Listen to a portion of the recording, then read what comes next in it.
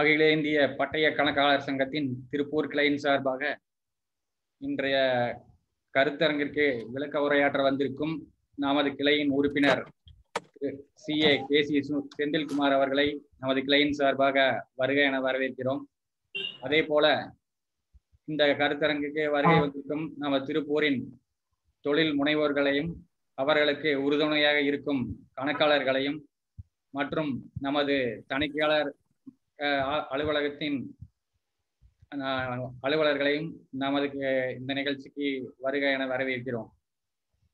குறிப்பா பார்த்தோம்னா இப்போ மாற்றம் ஒன்றே மாறாதுன்னு சொல்லுவாங்க. அது போல நம்ம மத்திய அரசாங்கம் ஒவ்வொரு ஆண்டும் வருமான வரி சட்டத்தில் நிறைய மாற்றங்கள் கொண்டு வந்துட்டே இருக்காங்க. அந்த வகையில் கடந்த 1/10/2020 முதல் TCS அப்படிங்கிறது வந்துச்சு. இப்போ 1/7/2021 முதல் TDS TCS அப்படிங்கிறது கொண்டு வந்திருக்கிறாங்க. அதே போல நம்ம கான்ட்ராக்டுக்கு TDS பிடிச்சிட்டு இருந்தா இப்ப பாத்தீங்கன்னா அது பிடிச்சிருந்தாலும் அவங்க ஃபைல் பண்ணியிருந்தா தான் அந்த ரேட்டு, இல்லாட்டி டபுள் த ரேட்டு, இல்லாட்டி 5% அப்படின்னு சொல்லியிருக்காங்க.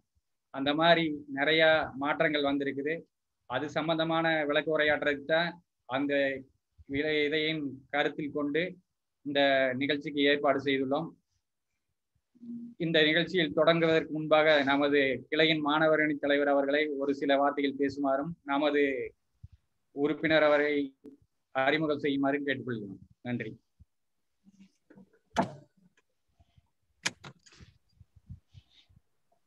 எங்கள் Tiruppur chartered accountant SIRC branch தலைவர் முருகேசன் அவர்களுக்கும் மற்றும் இங்கு எங்களுக்கு இன்றைய டெக்னிக்கல் ஸ்பீக்கராக வந்திருக்கும் திரு KCSR அவர்களுக்கும் மற்றும் எங்களது மேனேஜ்மெண்ட் கமிட்டி உறுப்பினர்கள், இங்கு வந்திருக்கும் எங்களது சக தொழில் முனைவோர், முதலாளிகள் மற்றும் எங்களது மாணவர்கள், அக்கௌண்டன்ட்களுக்கு வணக்கம். KCSR நமக்கு நன்கு அறிமுகமானவர். பல நிகழ்ச்சிகளில் நம்மளோட பங்கேற்றிருக்காரு. மெம்பர்ஸ் நிகழ்ச்சி, பொது தொழில் நிறுவனங்களோட நிகழ்ச்சி மற்றும் மாணவர்களோட நிகழ்ச்சி. இது மட்டும் இல்ல, கல்லூரிகள் பள்ளிகளுக்கு மாணவர்களை ஊக்குவிக்கும் கேரியர் கவுன்சிலிங் ப்ரோக்ராம்லையும் கலந்துக்கிட்டு நிறைய விளக்க உரை ஆற்றிருக்கிறார். நமக்கு தெரிந்த நண்பர் திரு KC செந்தில்குமார் அவர்கள் FCA டிசா.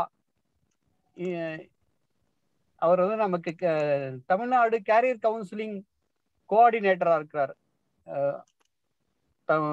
தமிழ்நாடு கவர்மெண்டோட அப்ரூவ்டு கோஆர்டினேட்டர், கேரியர் கவுன்சிலிங் கோஆர்டினேட்டரா இருக்கிறாரு. Is a certified insolvency professional. Is a DISA qualified person, ICI DISA qualified person. He completed his CA in the year 2005 and he became a fellow member of the institute in the year 2010.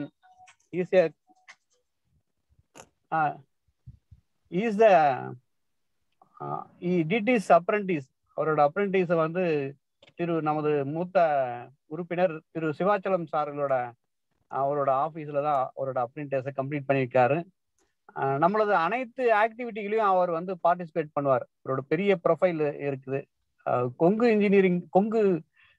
கலை கல்லூரியில தன்னோட BCom இளங்கலையை முடிச்சிருக்கிறாரு. ரெகுலராகவே நமக்கு நிறைய விளக்க உரைகளை ஆற்றுவார். இந்த சிறிய இன்ட்ரடக்ஷனோட நாம KCSR-ஐ இன்றைய விளக்க உரைக்கு அழைக்கிறோம். Thank you sir.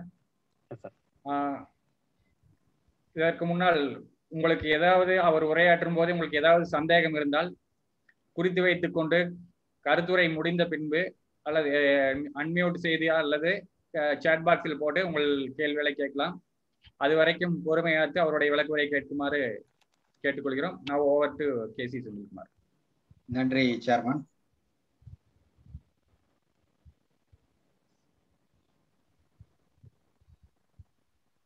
ஒரு நிமிஷம்.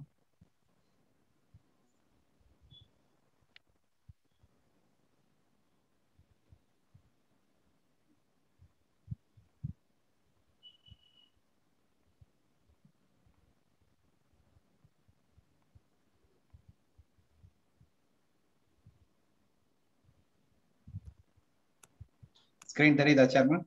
தெரியுதுங்க. ஓகே.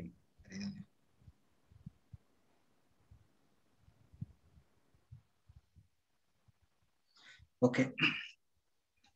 ஸோ எங்களது அகில இந்திய பட்டய கணக்காளர் சங்க திருப்பூர் கிளை தலைவர் திரு ஆடிட்டர் முருகேசன் அவர்களே, திருப்பூர் கிளையின் மாணவரணி தலைவர் ஆடிட்டர் திரு எஸ்.எம். ராமு, எங்களுடைய முன்னாள் தலைவர் அவர்களே, மேலும் எங்களுடைய கிளையின் நிர்வாக குழு உறுப்பினர்கள் மற்றும் இந்த நிகழ்ச்சியில் கலந்து கொள்ள வந்துள்ள மாணவர்கள், நிறுவனங்களை சார்ந்த கணக்காளர்கள் அனைவருக்கும் முதற்கண் எனது மாலை வணக்கத்தை தெரிவித்துக் கொள்கிறேன்.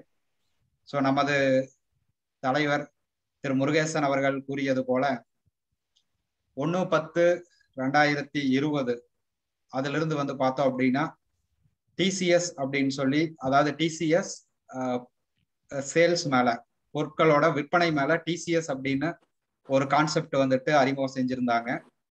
இப்ப அந்த டிசிஎஸ் கான்செப்ட்ல வந்து கொஞ்சம் மாடிஃபை பண்ணி அது ரிலேட்டடா ஒரு டிடிஎஸ் ப்ரொவிஷன் வந்து பாத்தீங்க அப்படின்னா இந்த யூனியன் பட்ஜெட் 2021 வந்து ஒரு சிறு மாற்றம் கொண்டு வந்திருக்கிறாங்க. ஸோ அந்த மாற்றம் வந்து பார்த்தோம் அப்படின்னா 1/7/2021 முதல் நமக்கு அமலுக்கு வந்துள்ளது. ஸோ அது என்ன, அந்த டிடிஎஸ் ப்ரொவிஷன் என்ன, மேலும் நாம் ஏற்கனவே நாம் பின்பற்றி கொண்டிருக்கும் டிடிஎஸ் மற்றும் டிசிஎஸ் ஆகிய ப்ரொவிஷன்ஸ்ல என்ன வந்துட்டு சேஞ்சஸ் வந்து வந்திருக்கு அப்படிங்கிற ஒரு 2 விஷயத்த இப்ப நம்ம வந்து பார்க்க போறோம். இதுல ஃபர்ஸ்ட் வந்துட்டு 1/10/2020 அதுல வந்து பாத்தீங்க அப்படின்னா ஒரு ப்ரொவிஷன் வந்து கொண்டு வந்தாங்க. என்ன அப்படின்னா செக்ஷன் 206C சப்செக்ஷன் 1H அப்படின்னு சொல்லிட்டு ஒரு நியூ செக்ஷன் வந்து இன்ட்ரடியூஸ் பண்ணாங்க.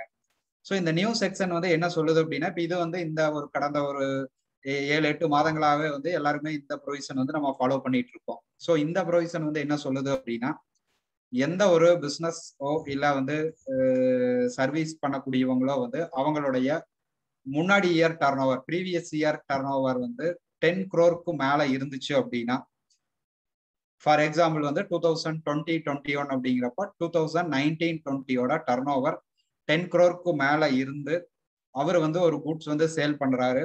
ஸோ அவரு சேல் பண்ணக்கூடிய அந்த குட்ஸோட வேல்யூ ஒரு கஸ்டமருக்கு 50 lakhs மேலே போச்சு அப்படின்னா, அவர் வந்து in addition to the sale value, அவர் விற்பனை செய்யக்கூடிய பொருளோட வேல்யூ கூட வந்து அடிஷனலா என்ன பண்ணணும் அப்படின்னா ஒரு அமௌண்ட், ஒரு பர்சன்டேஜ், அதாவது 0.1% அப்படின்னு நோட்டிஃபை பண்ணியிருந்தாங்க.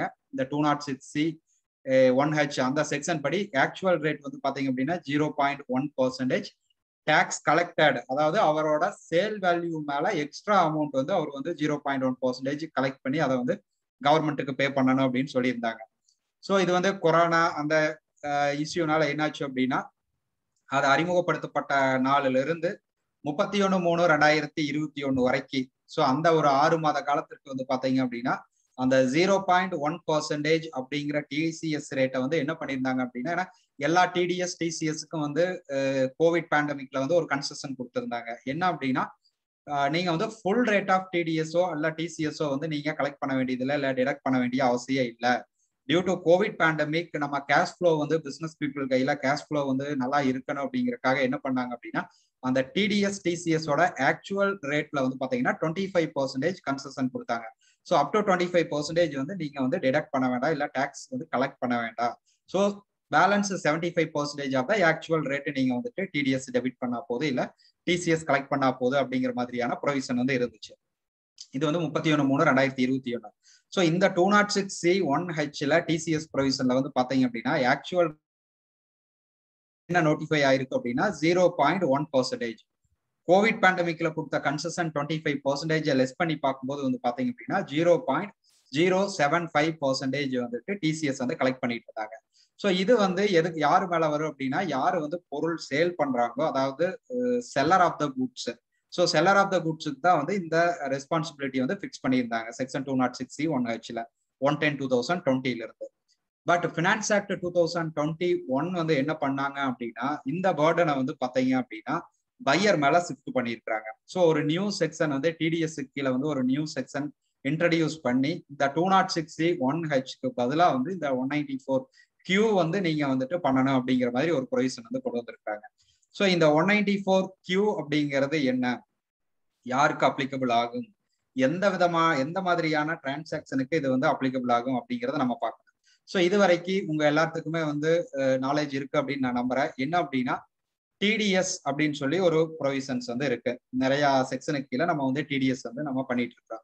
ஸோ இந்த டிடிஎஸ் வந்து எந்தெந்த மாதிரியான எக்ஸ்பெண்டிச்சர், எந்தெந்த மாதிரியான பேமெண்ட்டுக்கு நம்ம பண்ணிட்டு இருக்கிறோம் அப்படிங்கிறத சிம்பிளா எக்ஸ்பிளைன் பண்ணணும் அப்படின்னா, நீங்க வந்து profit and loss account, trading profit and loss account வந்துட்டு உங்க கண்ணு முன்னாடி கொண்டு வந்துருங்க. Trading profit and loss account, trading profit and loss அக்கௌண்ட்ல debit side, credit side. So debit side எடுத்தோம் அப்படின்னா எல்லா எக்ஸ்பென்சஸ் இருக்கு. இப்போ நீங்க ட்ரேடிங் அக்கௌண்ட் எடுத்தீங்க அப்படின்னா ஃபர்ஸ்ட் வந்து என்ன இருக்கு, ஓப்பனிங் ஸ்டாக் இருக்கு. அதுக்கப்புறம் அதுக்கு கீழே வந்து பார்த்தோம் அப்படின்னா பர்ச்சேசஸ் இருக்கு. அதுக்கு கீழே டைரக்ட் எக்ஸ்பென்சஸ் இருக்கு. ஸோ அது முடிஞ்சு gross profit or loss arrive பண்ணிட்டு கீழே போனோம் அப்படின்னா profit and loss account, all selling and administrative expenses எல்லாம் நம்ம அங்கே கொடுத்து நெட் ப்ராஃபிட் அரைவ் பண்ணுவோம். ஸோ இது வரைக்கும் நம்ம ஃபாலோ பண்ணிட்டு இருந்த டிடிஎஸ் ப்ரொவிஷன்ஸ் எடுத்துட்டீங்க அப்படின்னா profit and loss account debit side. ஏன்னா டிடிஎஸ் வந்துட்டு மேக்ஸிமம் கிரெடிட் சைட்ல வந்துட்டு அது வந்து இன்கம் நேச்சர். ஸோ டிடிஎஸ் அப்படிங்கிறது வந்து நம்ம வந்து பேமெண்ட் பண்ணக்கூடிய இடத்துல வந்து நம்ம வந்து அமௌண்ட்டை டிடக்ட் பண்றதா வந்து டிடிஎஸ். ஸோ அதனால credit side of the profit and loss account நம்ம வந்து ஒரி பண்ண வேண்டிய அவசியம் இல்லை. Debit side of the profit and loss account வரும்போது நம்ம எந்தெந்த மாதிரியான ஐட்டம்க்கு நம்ம வந்து டிடிஎஸ் பிடிச்சிட்டு இருந்தோம் அப்படின்னா, ஓப்பனிங் ஸ்டாக்குக்கு டிடிஎஸ் கிடையாது, பர்ச்சேசஸ்க்கு இது வரைக்கும் கிடையாது. டைரக்ட் எக்ஸ்பென்சஸ் வந்தீங்க அப்படின்னா அங்க வந்து செட்டைன் எக்ஸ்பெண்டிச்சர், அதாவது அந்த பர்டிகுலர் செக்ஷன் 194C இல்ல 194J professional and technical services. So அந்த மாதிரியான எக்ஸ்பெண்டிச்சர்ஸ். அதே மாதிரி ப்ராஃபிட் அண்ட் லாஸ் அக்கௌண்ட்லயும் வந்துட்டீங்க அப்படின்னா டெபிட் சைடு இருக்கக்கூடிய ஒரு சில எக்ஸ்பெண்டிச்சர்ஸுக்கு நம்ம டிடிஎஸ் வந்து பண்ணிட்டு இருந்தோம். ஸோ 194C வரலாம் ஃபார் கான்ட்ராக்ட். இப்போ நம்ம வந்து நம்ம டவுன் எடுத்துட்டோம் அப்படின்னா Tiruppur is very famous for manufacturing of hosiery garments. So இங்க வந்துட்டு knitting, dyeing, compacting, steam calendering, embroidery, printing. So இதெல்லாம் வந்து பாத்தீங்க அப்படின்னா நம்ம 194C அப்படிங்கிற ஒரு செக்ஷனோட கிளாசிபிகேஷனா வருது. So contract payment. ஸோ இது எல்லாமே வந்து கான்ட்ராக்ட் பேமெண்ட் அப்படின்னு சொல்லிட்டு செக்ஷன் 194C கீழே நம்ம வந்து டிடிஎஸ் வந்து பண்ணிட்டு இருந்தோம். அதே மாதிரி நீங்க வந்து பாத்தீங்கன்னா technical services, lab testing service or professional charges paid, audit fees. So இந்த மாதிரியான ப்ரொஃபஷனல் சார்ஜஸ் இதெல்லாம் வந்து நம்ம 194J அப்படின்னு சொல்லி ஒரு செக்ஷன்ல பண்ணோம். தென் ரெண்ட் பேமெண்ட், ஒரு பர்டிகுலர் அமௌண்ட் மேல ரெண்ட் பே பண்றோம் அப்படின்னா நம்ம வந்து 194I அப்படிங்கிற ஒரு செக்ஷன். தென் 194A இன்ட்ரெஸ்ட். ஸோ இதெல்லாம் வந்து பாத்தீங்க அப்படின்னா நம்ம எக்ஸ்பெண்டிச்சருக்காக நம்ம வந்து டிடிஎஸ் வந்து பண்ணிட்டு இருந்தோம். ஸோ ட்ரேடிங் அக்கௌண்ட்ல வர direct expenses, profit and loss அக்கௌண்ட்ல வரக்கூடிய indirect tax, indirect expenses. So இது இல்லாம ப்ராஃபிட் அண்ட் லாஸ் அக்கௌண்ட் இல்லாம இப்ப நீங்க பேலன்ஸ் ஷீட்டுக்கு வந்தீங்க அப்படின்னா பேலன்ஸ் ஷீட்ல அசட் சைடு நம்ம எடுத்துட்டோம் அப்படின்னா ஃபிக்ஸட் அசட்ஸ். ஸோ ஃபிக்ஸட் அசட்ஸ்ல வந்து பாத்தீங்க அப்படின்னா ஒரு சில ஐட்டம் வந்து உங்களுக்கு வந்து கான்ட்ராக்ட் அப்படிங்கிற ஒரு கிளாசிபிகேஷனுக்கு கீழே வரதுக்கான சான்சஸ் இருக்கு. ஸோ இந்த மாதிரியான ஐட்டம்ஸுக்கு தான் வந்து இது வரைக்கும் நம்ம டிடிஎஸ் அப்படிங்கிறது வந்து இருந்துச்சு. ஸோ இப்போ இந்த 194Q 206C1H வந்து பாத்தீங்கன்னா முன்னாடி நம்ம டிஸ்கஸ் பண்ண செக்ஷன் வந்து பாத்தீங்க அப்படின்னா purely credit side of the profit and loss account. So TCS வந்து பாத்தீங்க அப்படின்னா எப்பவுமே நார்மலா வந்து பாத்தீங்கன்னா tax collected at source.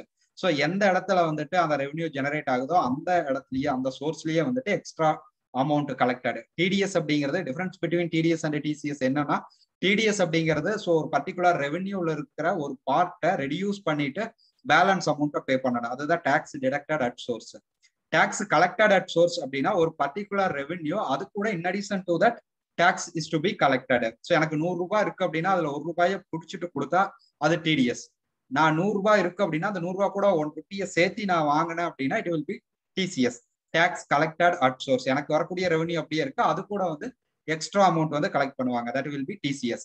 So 206C1H வந்து என்ன சொல்லிச்சு அப்படின்னா, நீங்க வந்து credit side of the profit trading account அதுல வந்து சேல்ஸ் பார்ட் உங்களுடைய கஸ்டமர்கிட்ட இருந்து நீங்க அமௌண்ட் ரிசீவ் பண்ணும்போது அந்த பர்டிகுலர் கண்டிஷன் ஃபுல்ஃபில் ஆச்சு அப்படின்னா நீங்க எக்ஸ்ட்ரா அமௌண்ட் வந்து கலெக்ட் பண்ணி அதை கவர்மெண்ட்டுக்கு பே பண்ணணும் அப்படின்னு சொன்னாங்க. ஸோ இந்த செக்ஷன் வந்து என்ன அப்படின்னா 194Q வந்து பாத்தீங்க அப்படின்னா சேம் அது அங்க வந்து சேல்ஸுக்கு நம்ம பண்ணக்கூடியது வந்து இங்க வந்து பர்ச்சேஸுக்கு பண்ணணும். ஸோ அப்ப இங்க யாருக்கு வந்து ரெஸ்பான்சிபிலிட்டி, யாருக்கு அப்ளிகபிள் ஆகு, என்ன மாதிரியான டிரான்சாக்ஷனுக்கு அப்ளிகபிள் ஆகு. 206C1H நீங்க ஃபாலோ பண்ணியிருந்தீங்கன்னா உங்களுக்கு தெரிஞ்சிருக்கு. 206C1H வந்து பாத்தீங்க அப்படின்னா previous year sales gross receipt or turnover 10 crore exceed ஆயிருந்துச்சு அப்படின்னா தான் 206C1H அப்ளிகபிள் ஆகும். ஸோ இந்த 194Q வந்து யாருக்கு அப்ளிகபிள் ஆகும் அப்படின்னா இதுவும் வந்துட்டு previous year sales gross receipts or turnover. So அவங்க வந்து நாட் ஓன்லி சேல்ஸை மட்டும் சொல்லல, சேல்ஸ் இல்லாம கிராஸ் ரெசிப்ட். அப்ப கிராஸ் ரெசிப்ட் அப்படின்னு சொல்லும்போது நமக்கு ஒரு டவுட் வந்து வரலாம், சார் இப்ப 10 crore லிமிட் அப்படின்னு சொல்லி நம்ம எடுக்கும்போது என்னோட சேல் வேல்யூ மட்டும் நான் எடுக்கணுமா, இல்ல நான் சேல் வேல்யூ கூட வந்து இப்ப நான் வந்து ஒரு டொமஸ்டிக் சேல் பண்றேன் அப்படின்னா நான் வந்துட்டு ஜிஎஸ்டி அமௌண்ட் வந்து எக்ஸ்ட்ரா வந்து நான் கலெக்ட் பண்ணியிருப்பேன். ஸோ அந்த ஜிஎஸ்டி அமௌண்ட்டையும் நான் சேர்த்து வச்சு என்னோட 10 crore லிமிட்டுக்கு நான் பார்க்கணுமா, என்னோட 10 crore லிமிட் வந்து வித்தவுட் இன்க்ளூடிங் ஜிஎஸ்டியா இல்ல இன்க்ளூடிங் ஜிஎஸ்டியா அப்படின்னு சொல்லி எடுத்தோம் அப்படின்னா செக்ஷன்ல வந்து 184Qல என்ன சொல்லியிருக்காங்க அப்படின்னா sales or gross receipts or turnover அப்படிங்கிறாங்க. ஸோ இந்த மூணுல ஏதாவது ஒண்ணு வந்து 10 crore தாண்டிச்சு அப்படின்னாலும் நீங்க வந்து இந்த லைபிலிட்டிக்கு வருவீங்க அப்படின்னு வந்து சொல்றாங்க. ஸோ அதுல வந்து இன்னொரு கிளாசிபிகேஷன், ஒரு கிளாரிபிகேஷன் என்ன கொடுத்துருக்காங்கன்னா இன்கம் டேக்ஸ் டிபார்ட்மெண்ட் வந்து என்ன கிளாரிபிகேஷன் கொடுத்துருக்காங்க அப்படின்னா இந்த கிராஸ் ரெசிப்ட் அப்படிங்கிறது வந்து பாத்தீங்க அப்படின்னா இதுல வந்து டாக்ஸஸ் எதுவும் வந்து எக்ஸ்க்ளூட் பண்ணக்கூடாது. ஸோ இந்த ஐட்டம்ல எந்த அட்ஜஸ்ட்மெண்ட் நீங்க பண்ணக்கூடாது. ஸோ ஃபார் எக்ஸாம்பிள் வந்து பாத்தீங்க அப்படின்னா இப்ப நம்ம சேல் பண்ணிருப்போம், சேல் ரிட்டர்ன் இருக்கு. ஸோ அந்த சேல்ஸ் ரிட்டர்ன் கூட நீங்க வந்து அட்ஜஸ்ட்மெண்ட் பண்ணாம உங்களோட கிராஸ் ரெசிப்ட் என்ன அப்படின்னு சொல்லி பார்க்கணும் அப்படிங்கிறாங்க. ஸோ அதை மீன் பண்ணி பார்த்தோம் அப்படின்னா நம்ம வந்துட்டு இன்க்ளூடிங் ஜிஎஸ்டி வேல்யூ தான் பார்க்கணும். ஸோ இவங்களோட எக்ஸ்க்ளூடிங் ஜிஎஸ்டி வேல்யூ 9.9 crore இருக்கு, ஜிஎஸ்டி வந்துட்டு ஒரு 1 crore வருது அப்படின்னா ஸோ டோட்டல் கிராஸ் ரெசிப்ட்ஸ் வந்து பாத்தீங்க அப்படின்னா எக்ஸிட்ஸ் 10 crore. ஸோ அப்போ வந்து இந்த பர்சனுக்கு இந்த செக்ஷன் அப்ளிகபிள் ஆகும். ஸோ இது வந்து கரண்ட் இயர் டர்ன் ஓவர் கிடையாது, previous year turnover. So for example 1/7/2021 அன்னைக்கு இந்த செக்ஷன் வந்து இம்ப்ளிமெண்ட்டுக்கு வருது. ஸோ அப்படின்னா எனக்கு நான் எந்த இயரோட டர்ன் ஓவரை நான் பார்க்கணும் அப்படின்னா நான் வந்து financial year 2020-21 sales gross receipts or turn ஓவரை பார்க்கணும். ஸோ இப்போ வந்து நான் வந்து ஒரு garment manufacturer. So garment manufacturer என்னுடைய previous year sale, so 2021 financial year 2021 gross receipts வந்து 10 crore தாண்டி இருந்துச்சு அப்படின்னா நான் வந்து செக்ஷன் 194Q கீழே டிடிஎஸ் பிடிக்கிற லைபிலிட்டி எனக்கு இருக்கு. சரியா? இப்போ வந்து கார்மெண்ட் மேனுஃபேக்சரர் இதுக்கு முன்னாடி என்ன ஆயிருக்கு அப்படின்னா இவர் வந்து யான் ப்ரொக்யூர் பண்றாங்க, ஸ்பின்னிங் மில்லில் இருந்துட்டு யான் பர்ச்சேஸ் பண்ணி இருந்திருப்பாங்க. ஸோ அப்போ பண்ணிருக்கும் போது என்ன ஆகும் அப்படின்னா 1/10/2020 இருந்து வந்து பாத்தீங்க அப்படின்னா இதே கார்மெண்ட் மேனுஃபேக்சருக்கு அவருடைய சப்ளையர், அதாவது அந்த ஸ்பின்னிங் மில் பர்சன், அவர் என்ன பண்ணிருப்பாரு அப்படின்னா அவருக்கு செக்ஷன் 206C(1H) அப்ளிகபிள் ஆயிருந்துச்சு அப்படின்னா இவரோட யான் பிரைஸ், யானோட டோட்டல் வேல்யூ என்ன இருக்கோ, யான் வந்து நம்ம ப்ரொக்யூர் பண்றோம், ஒரு ஃபார் எக்ஸாம்பிள் ஒரு 1 lakh kg நம்ம பர்ச்சேஸ் பண்றோம் அப்படின்னா அந்த 1 lakh kgக்கான யான் வேல்யூ பிளஸ் ஜிஎஸ்டி இது கூட வந்து எக்ஸ்ட்ரா 0.1% வந்து டிசிஎஸ் அப்படின்னு சொல்லி கலெக்ட் பண்ணிருப்பாங்க. ஸோ இப்போ கரண்ட் இயர்ல 1/7/2021 அந்த பர்டிகுலர் கார்மெண்ட் மேனுஃபேக்சரருக்கு இந்த 194Q செக்ஷன் நான் சொன்ன இந்த டர்ன் ஓவர் கிரைட்டீரியாவை பேஸ் பண்ணி அப்ளிகபிள் ஆச்சு அப்படின்னா பிரைமரி லயபிலிட்டி வந்து ரெஸ்பான்சிபிலிட்டி வந்து பாத்தீங்க அப்படின்னா அந்த கார்மெண்ட் மேனுஃபேக்சரருக்கு தான் இருக்கு. ஸோ அந்த கார்மெண்ட் மேனுஃபேக்சரர் இந்த 194Qக்கு கீழே அந்த யான் பர்ச்சேஸுக்கு அவர் வந்து டிடிஎஸ் வந்துட்டு டிடக்ட் பண்ணி பே பண்ணணும். ஸோ அப்போ இவர் டிடிஎஸ் டிடக்ட் பண்ணி பே பண்ணாரு அப்படின்னா ஆப்போசிட்ல அந்த ஸ்பின்னிங் மில் சப்ளையர் அவர் வந்து ஆல்ரெடி டிசிஎஸ் வந்து கலெக்ட் பண்ணிட்டு இருந்திருப்பாரு. ஸோ அவரு டிசிஎஸ் கலெக்ட் பண்ணணும் அப்படிங்கிற நெசசிட்டி கிடையாது. ஏன்னா செக்ஷன் 194Qல வந்து கிளியரா சொல்லியிருக்காங்க 194Qல டிடிஎஸ் பிடிச்சாங்க அப்படின்னா 206C(1H)ல சேம் டிரான்சாக்சனுக்கு டிசிஎஸ் வந்து கலெக்ட் பண்ணணும் அப்படிங்கிற நெசசிட்டி இல்லை. ஸோ எந்த பர்சனுக்கு அப்ளிகபிள் ஆகும் அப்படின்னா யாருடைய sales gross receipts turnover of the previous year 10 crore தாண்டி இருக்கோ அவங்களுக்கு அப்ளிகபிள் ஆகும். ஸோ அவங்களுக்கு அப்ளிகபிள் ஆகுது. ஓகே, எந்த மாதிரியான பர்ச்சேஸுக்கு அவர் வந்துட்டு டிடிஎஸ் வந்து பிடிக்கணும்? இப்போ நீங்க வந்து 94C எடுத்துட்டீங்க அப்படின்னா எக்ஸாம்பிளுக்கு 94Cல வந்து ஒரு சிங்கிள் கான்ட்ராக்ட் 30,000க்கு மேல போச்சுனாவோ இல்ல aggregate value of contract for a particular year அது வந்து 1 lakhக்கு மேல போச்சு அப்படின்னா நம்ம வந்து டிடிஎஸ் வந்து பிடிக்கணும் அப்படிங்கிறது ரூல் 194C. 194J எடுத்துட்டீங்க அப்படின்னா ப்ரொஃபஷனல் ஆர் டெக்னிக்கல் சர்வீசஸ் எடுத்துட்டோம் அப்படின்னா so total aggregate amount to a professional or for technical service வந்து 30,000 எக்ஸீட் ஆச்சு அப்படின்னா டிடிஎஸ் வந்து பிடிக்கணும். 194I ரெண்ட் எடுத்துட்டோம் அப்படின்னா 2,40,000 மேல போச்சுன்னா பிடிக்கணும். ஸோ இந்த செக்ஷன்ல என்ன சொல்லியிருக்கிறாங்க அப்படின்னா கரண்ட் இயர் இப்போ நீங்க 1/7/2021 இருந்து இந்த செக்ஷன் அப்ளிகபிள் ஆக போகுது. So current financial year that means 1/4/2021 இருந்து நீங்க எடுத்துக்கணும். ஸோ 1/4/2021 இருந்து அந்த ஒரு பர்டிகுலர் சப்ளையர் கிட்ட நீங்க வாங்கின கூட்ஸோட வேல்யூ 50 lakhs கிராஸ் பண்ணிருக்கு அப்படிங்கிற மாதிரி இருந்துச்சு அப்படின்னா 50 lakhs கிராஸ் பண்ணுன அமௌண்ட்டுக்கு நீங்க 194Qல டிடிஎஸ் பிடிக்கணும். ஸோ மற்ற டிடிஎஸ் ப்ரொவிஷன்ஸ் பார்த்தீங்க அப்படின்னா இப்போ 194C எடுத்துட்டோம் அப்படின்னா சிங்கிள் கான்ட்ராக்ட் 30,000 எக்ஸீட் ஆகல. So aggregate contract 1 lakh exceed ஆகுது அப்படிங்கிறப்ப நம்ம என்ன பண்ணுவோம்னா, ஃபார் எக்ஸாம்பிள் இன்னைக்கு டேட் வரைக்கும் அவருக்கு வந்து 90,000 அவர் வந்து டோட்டலா வந்து நமக்கு பில் பண்ணியிருக்காரு. ஒரு நிட்டிங் பர்சன் 90,000க்கு இது வரைக்கும் பில் பண்ணியிருக்காரு.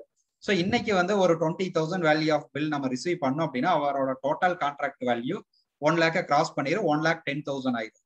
டிடிஎஸ் வந்து நம்ம என்ன பண்ணுவோம் அப்படின்னா என்டையர் 1,10,000க்கு நம்ம டிடிஎஸ் வந்து பிடிப்போம். பட் இந்த 194Q செக்ஷன் கிளியரா என்ன சொல்லியிருக்காங்க அப்படின்னா, நீங்க அப் டு 50 lakhs நீங்க வந்து டிடிஎஸ் பிடிக்கணுங்கிற நெசசிட்டி இல்ல. 50 lakhs கிராஸ் பண்ணுச்சு அப்படின்னா நீங்க 50 lakhs கிராஸ் பண்ண வேல்யூக்கு மட்டும் நீங்க வந்து டிடிஎஸ் வந்து பிடிச்சா போதும். முன்னாடி இருக்கிற 50 lakhs வேல்யூக்கு நீங்க டிடிஎஸ் வந்து பிடிக்க வேண்டிய அவசியம் இல்லை. ஸோ இது வந்து கிளியரா இந்த செக்ஷன்லயே வந்து சொல்லியிருக்காங்க. 50 lakhs எக்ஸீட் பண்ற அமௌண்ட்டுக்கு நீங்க வந்து டிடிஎஸ் வந்து பிடிச்சா போகுது அப்படின்னு சொல்லிட்டு. ஸோ நார்மலா கார்மெண்ட் மேனுஃபேக்சரர் எடுத்துட்டோம் அப்படின்னா நம்ம வந்து யான் வந்து ஒரு பல்க் ரா மெட்டீரியல் பர்ச்சேஸ் பண்ணுவாங்க, சம் அசசரிஸ் பர்ச்சேஸ் பண்ணுவாங்க, இல்ல வேற பேக்கிங் மெட்டீரியல். ஸோ இதோட டோட்டல் வேல்யூ வந்து பாத்தீங்க அப்படின்னா 50 lakhs கிராஸ் பண்ணிச்சு அப்படின்னா அதுக்கு வந்து நம்ம வந்து டிடிஎஸ் வந்து ஒரு பர்டிகுலர் பர்சன்டேஜ் வந்து பிடிக்கணும். அது என்ன பர்சன்டேஜ்ங்கிறது அடுத்த ஸ்லைட்ல வரும். ஸோ இதுதான் வந்து அப்ளிகபிலிட்டி. யாருக்கு அப்ளிகபிள் ஆகும், என்ன மாதிரியான டிரான்சாக்ஷனுக்கு இது அப்ளிகபிள் ஆகும். ஸோ என்ன டிடிஎஸ் ரேட்டு, ஸோ இங்க வந்து என்ன டிடிஎஸ் ரேட் சொல்லியிருக்காங்க அப்படின்னா 0.1%. ஸோ அங்க வந்து 206C 1H வந்து பாத்தீங்க அப்படின்னா சேம் பர்சன்டேஜ் 0.1%. ஸோ இங்கேயும் வந்து பாத்தீங்கன்னா சேம் பர்சன்டேஜ். அதாவது exceed the amount exceed 50 lakhs. So 50 lakhsக்கு மேல போகக்கூடிய அமௌண்ட்டுக்கு மட்டும் நீங்க வந்து டிடிஎஸ் வந்து பிடிச்சா போதும். ஸோ ஃபார் ஒரு டவுட் வந்து வரலாம், சார் நாங்க வந்துட்டு பர்ச்சேஸ் பண்றது நம்ம வந்து ஒரு 60 lakhsக்கு பர்ச்சேஸ் பண்ணிடலாம், பட் இதுக்கான பேமெண்ட் வந்து நான் 2 months கழிச்சு நான் கிரெடிட்ல பர்ச்சேஸ் பண்ணிருக்கிறேன், நான் 2 months இல்ல 3 months கழிச்சு தான் நான் வந்து பேமெண்ட் பண்ணுவேன். ஸோ அப்ப எப்ப வந்து நான் டிடிஎஸ் பிடிக்கணும், நான் வந்து ஜூலைல பர்ச்சேஸ் நான் பண்ணியிருக்கிறேன், ஃபார் ஒரு 1 crore வேல்யூக்கு நான் பர்ச்சேஸ் பண்ணியிருக்கிறேன் ஜூலைல, எனக்கு 2 months கிரெடிட் இருக்கு. ஸோ ஆகஸ்ட் செப்டம்பர்ல தான் நான் உங்களுக்கு வந்து பேமெண்ட் நான் வந்து பண்ண போறேன். ஸோ நான் வந்து டிடிஎஸ் வந்து ஜூலைல நான் டிடிஎஸ் பிடிக்கணுமா இல்ல நான் வந்து செப்டம்பர்ல டிடிஎஸ் பிடிக்கணுமா அப்படிங்கிற டவுட் நமக்கு வரலாம். ஸோ இது வந்து மற்ற டிடிஎஸ் ப்ரொவிஷன் மாதிரி தான். என்ன சொல்லியிருக்கிறாங்க அப்படின்னா payment or credit which ever is earlier அப்படிங்கிறாங்க. ஸோ அப்போ பர்ச்சேஸ் நீங்க கிரெடிட்ல பர்ச்சேஸ் பண்ணீங்க அப்படின்னா நம்ம ஜூலை மந்தே வந்து அந்த சப்ளையரோட அக்கௌண்ட் வந்து நம்மளோட லெஜர்ல கிரெடிட் பண்ணியிருப்போம். ஸோ அந்த கிரெடிட் பண்ணக்கூடிய டேட்டு இல்ல நீங்க பேமெண்ட் பண்ணக்கூடிய டேட்டு, இந்த 2 டேட்ல எந்த டேட்டு முன்னாடி இருக்கோ அந்த பர்டிகுலர் டேட்ல நீங்க டிடிஎஸ் வந்து பிடிக்கணும். அந்த பர்டிகுலர் மந்த்ல நீங்க டிடிஎஸ் பே பண்ணணும். ஸோ அப்போ நான் ஜூலைல வந்து பர்ச்சேஸ் பண்ணியிருந்தேன் அப்படின்னா என்னோட பேமெண்ட் வந்து ஈவன் செப்டம்பர்ல இருந்துச்சு அப்படின்னால நான் ஜூலைல வந்து அந்த பர்ச்சேஸ் என்னோட புக்ஸ்ல நான் என்ட்ரி பண்ணினேன் அப்படின்னா நான் ஜூலை மந்த்ல டிடிஎஸ் பிடிச்சி நான் வந்து நெக்ஸ்ட் மந்த் 7th அதை வந்து பே பண்ணணும். ஸோ இது வந்து டிடிஎஸ் ரேட்டு. சப்போஸ் அந்த பர்டிகுலர் சப்ளையர்கிட்ட பேன் இல்ல இன்வேலிட் பேன் கொடுத்துருக்குறாங்க. அப்புறம் இன்னொரு செக்ஷன் இருக்கு 206AB, அதை பத்தி நான் பின்னாடி வந்து நான் உங்களுக்கு கிளியரா எக்ஸ்பிளைன் பண்றேன். ஸோ அதுல வந்து அவங்க அந்த 206AB கவர் ஆகுறாங்க அப்படிங்கிற மாதிரி இருந்துச்சு அப்படின்னா இந்த 0.1% டிடிஎஸ் அப்படிங்கிறது வந்து பாத்தீங்க அப்படின்னா 5%. அப்போ இப்போ உங்களோட பொசிஷனை வந்து நீங்க அசியூம் பண்ணிக்கங்க. நீங்க வந்து யாரு, நீங்க வந்து என்ன பிசினஸ்ல இருக்கிறீங்க, உங்களோட கெப்பாசிட்டி என்ன கெப்பாசிட்டியில நீங்க இருக்கிறீங்க, whether you are a seller or you are a buyer அப்படிங்கிறது ஃபர்ஸ்ட் தெரிஞ்சுக்கங்க. If you are a buyer, நான் கார்மெண்ட் மேனுஃபேக்சரர், அப்ப நான் வந்து 194Q படி நான் வந்து பையர், எனக்கு வந்து அந்த டர்ன் ஓவர் கிரைட்டீரியாவில் நான் வந்து அப்ளிகபிள் ஆனேன் அப்படின்னா நான் வந்துட்டு ஐ எம் எ பையர், எனக்கு வந்து செக்ஷன் 194Q அப்ளிகபிள் ஆகும். ஸோ அப்ப நான் பர்ச்சேஸ் பண்ணக்கூடிய கூட்ஸுக்கு நீங்க அந்த 194Q செக்ஷன் அப்ளிகபிலிட்டி பார்க்கணும். ஏன்னா நிறைய பேர் கன்ஃபியூஸ் பண்ணிக்கிறாங்க. நீங்க அப்படியே வந்து ஆப்போசிட் சைடு வந்தீங்க அப்படின்னா சேல்ஸ், அது வந்து செக்ஷன் 206C 1H மட்டும்தான் நீங்க அதை பார்க்கணும். 194Qக்கு வந்து நீங்க ப்ராஃபிட் அண்ட் லாஸ் அக்கௌண்ட்ல டெபிட் சைடு மட்டும்தான் பார்க்கணும். நீங்க you will be in the capacity as buyer, நீங்க பையருங்கிற கெப்பாசிட்டியில பார்க்கணும். உங்களுடைய சப்ளையர் கிட்ட இருந்து தான் இந்த டிடிஎஸ் வந்து நீங்க பிடிக்க போறீங்க. ஸோ இது வந்து டிடிஎஸ் ரேட். நார்மல் ரேட் என்ன, இப்ப வேலிட் பேன் இல்ல நோ பேன் இல்ல நான் ஃபைலிங் ஆஃப் லாஸ்ட் 2 years, இதுல வந்து கண்டிப்பா இன்வேலிட் பேனோ நோ பேன் இருக்கிறதுக்கு சான்ஸே கிடையாது. ஏன்னா நம்ம எல்லாருமே வந்து ஜிஎஸ்டி வந்து கம்ப்ளை பண்ணிட்டு இருக்கிறோம். ஸோ அப்போ 50 lakhsக்கு மேல வந்து டிரான்சாக்ஷன் ஒருத்தர் பண்றாரு அப்படின்னா கண்டிப்பா அவர் வந்து ஜிஎஸ்டி ரெஜிஸ்டர்ட் பர்சனா தான் இருப்பாங்க. ஜிஎஸ்டி நம்பர் வேலிட் நம்பரா இருக்கணும் அப்படின்னா அவர் வந்து வேலிட் பேன் வச்சிருக்கணும். ஸோ ஜென்ரலா இந்த invalid PAN and no PAN அப்படிங்கிற கேஸ் வந்து நமக்கு வர்றதுக்கு 99.999% வந்து சான்ஸ் கிடையாது.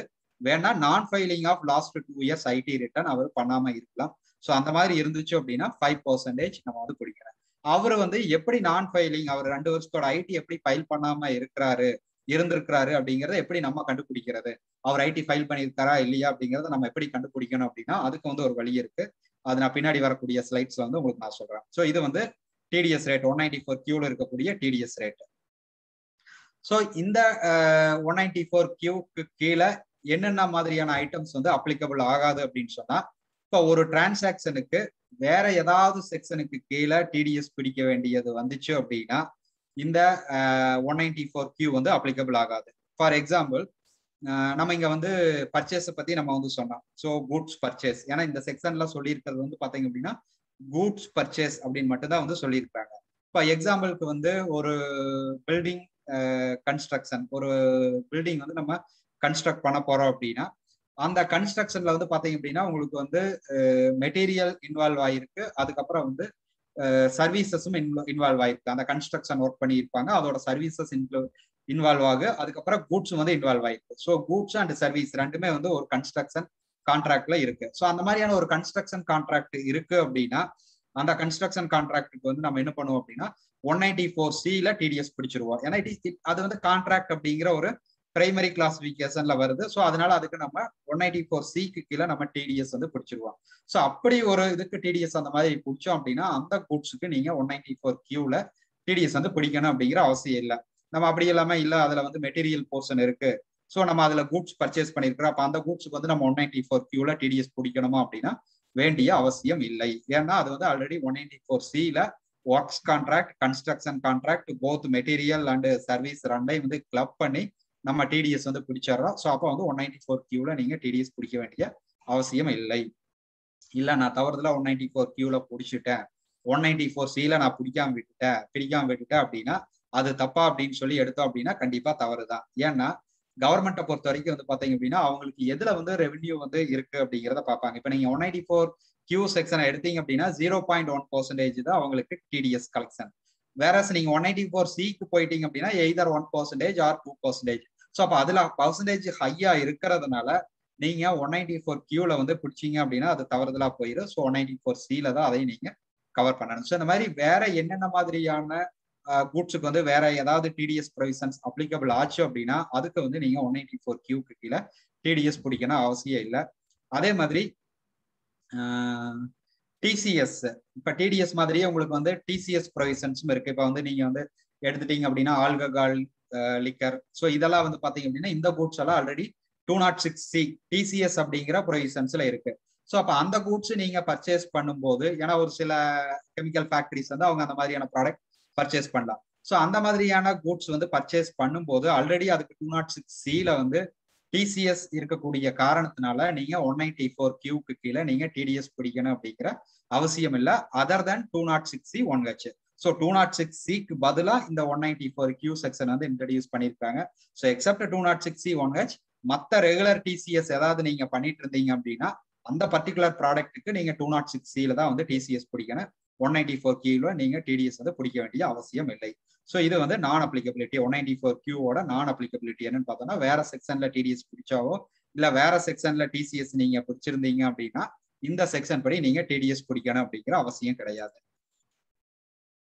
ஸோ இப்போ ஆல்ரெடி நான் சொன்னதுதான். இப்போ நீங்க வந்து கார்மெண்ட் மேனுஃபேக்சரர்ங்கிற ஒரு எக்ஸாம்பிள எடுத்துட்டோம் அப்படின்னா இதுக்கு முன்னாடி வரைக்கும் வந்து பாத்தீங்க அப்படின்னா யான் செல்லர், ஸோ யான் ட்ரேடரோ இல்ல வந்து யான் மேனுஃபேக்சரரோ வந்து இவருக்கு சேல் பண்ணும்போது இவர்கிட்ட இருந்து எக்ஸ்ட்ரா 0.1% அமௌண்ட் வந்து டிசிஎஸ் அப்படின்னு சொல்லிட்டு இது வரைக்கும் கலெக்ட் பண்ணிட்டு இருந்திருப்பாங்க.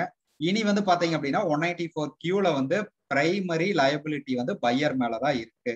ஸோ பையர் வந்து கம்பல்சரியா 194Qல வந்து அந்த டிரான்சாக்ஷனுக்கு டிடிஎஸ் வந்து பிடிக்கணும்.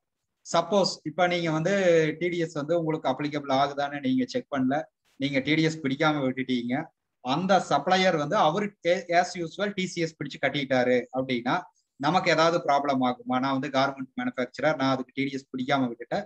பட் என்னோட சப்ளையர் வந்துட்டு அவர் ஆஸ் யூஸ்வல் டிசிஎஸ் வந்து என்னட்ட வந்து எக்ஸ்ட்ரா அமௌண்ட் கலெக்ட் பண்ணி த சேம் 0.1% வந்து அவர் கவர்மெண்ட்டுக்கு பே பண்ணிட்டாரு அப்படின்னு வரும்போது எனக்கு, ஏன்னா இதை வந்து இப்போ 194 கியூல வந்து என்ன சொல்றாங்க அப்படின்னா, இவருக்கு தான் வந்து பிரைமரி லைபிலிட்டி, கார்மெண்ட் மேனுஃபேக்சரருக்கு தான் பிரைமரி லைபிலிட்டி அப்படிங்கிறாங்க.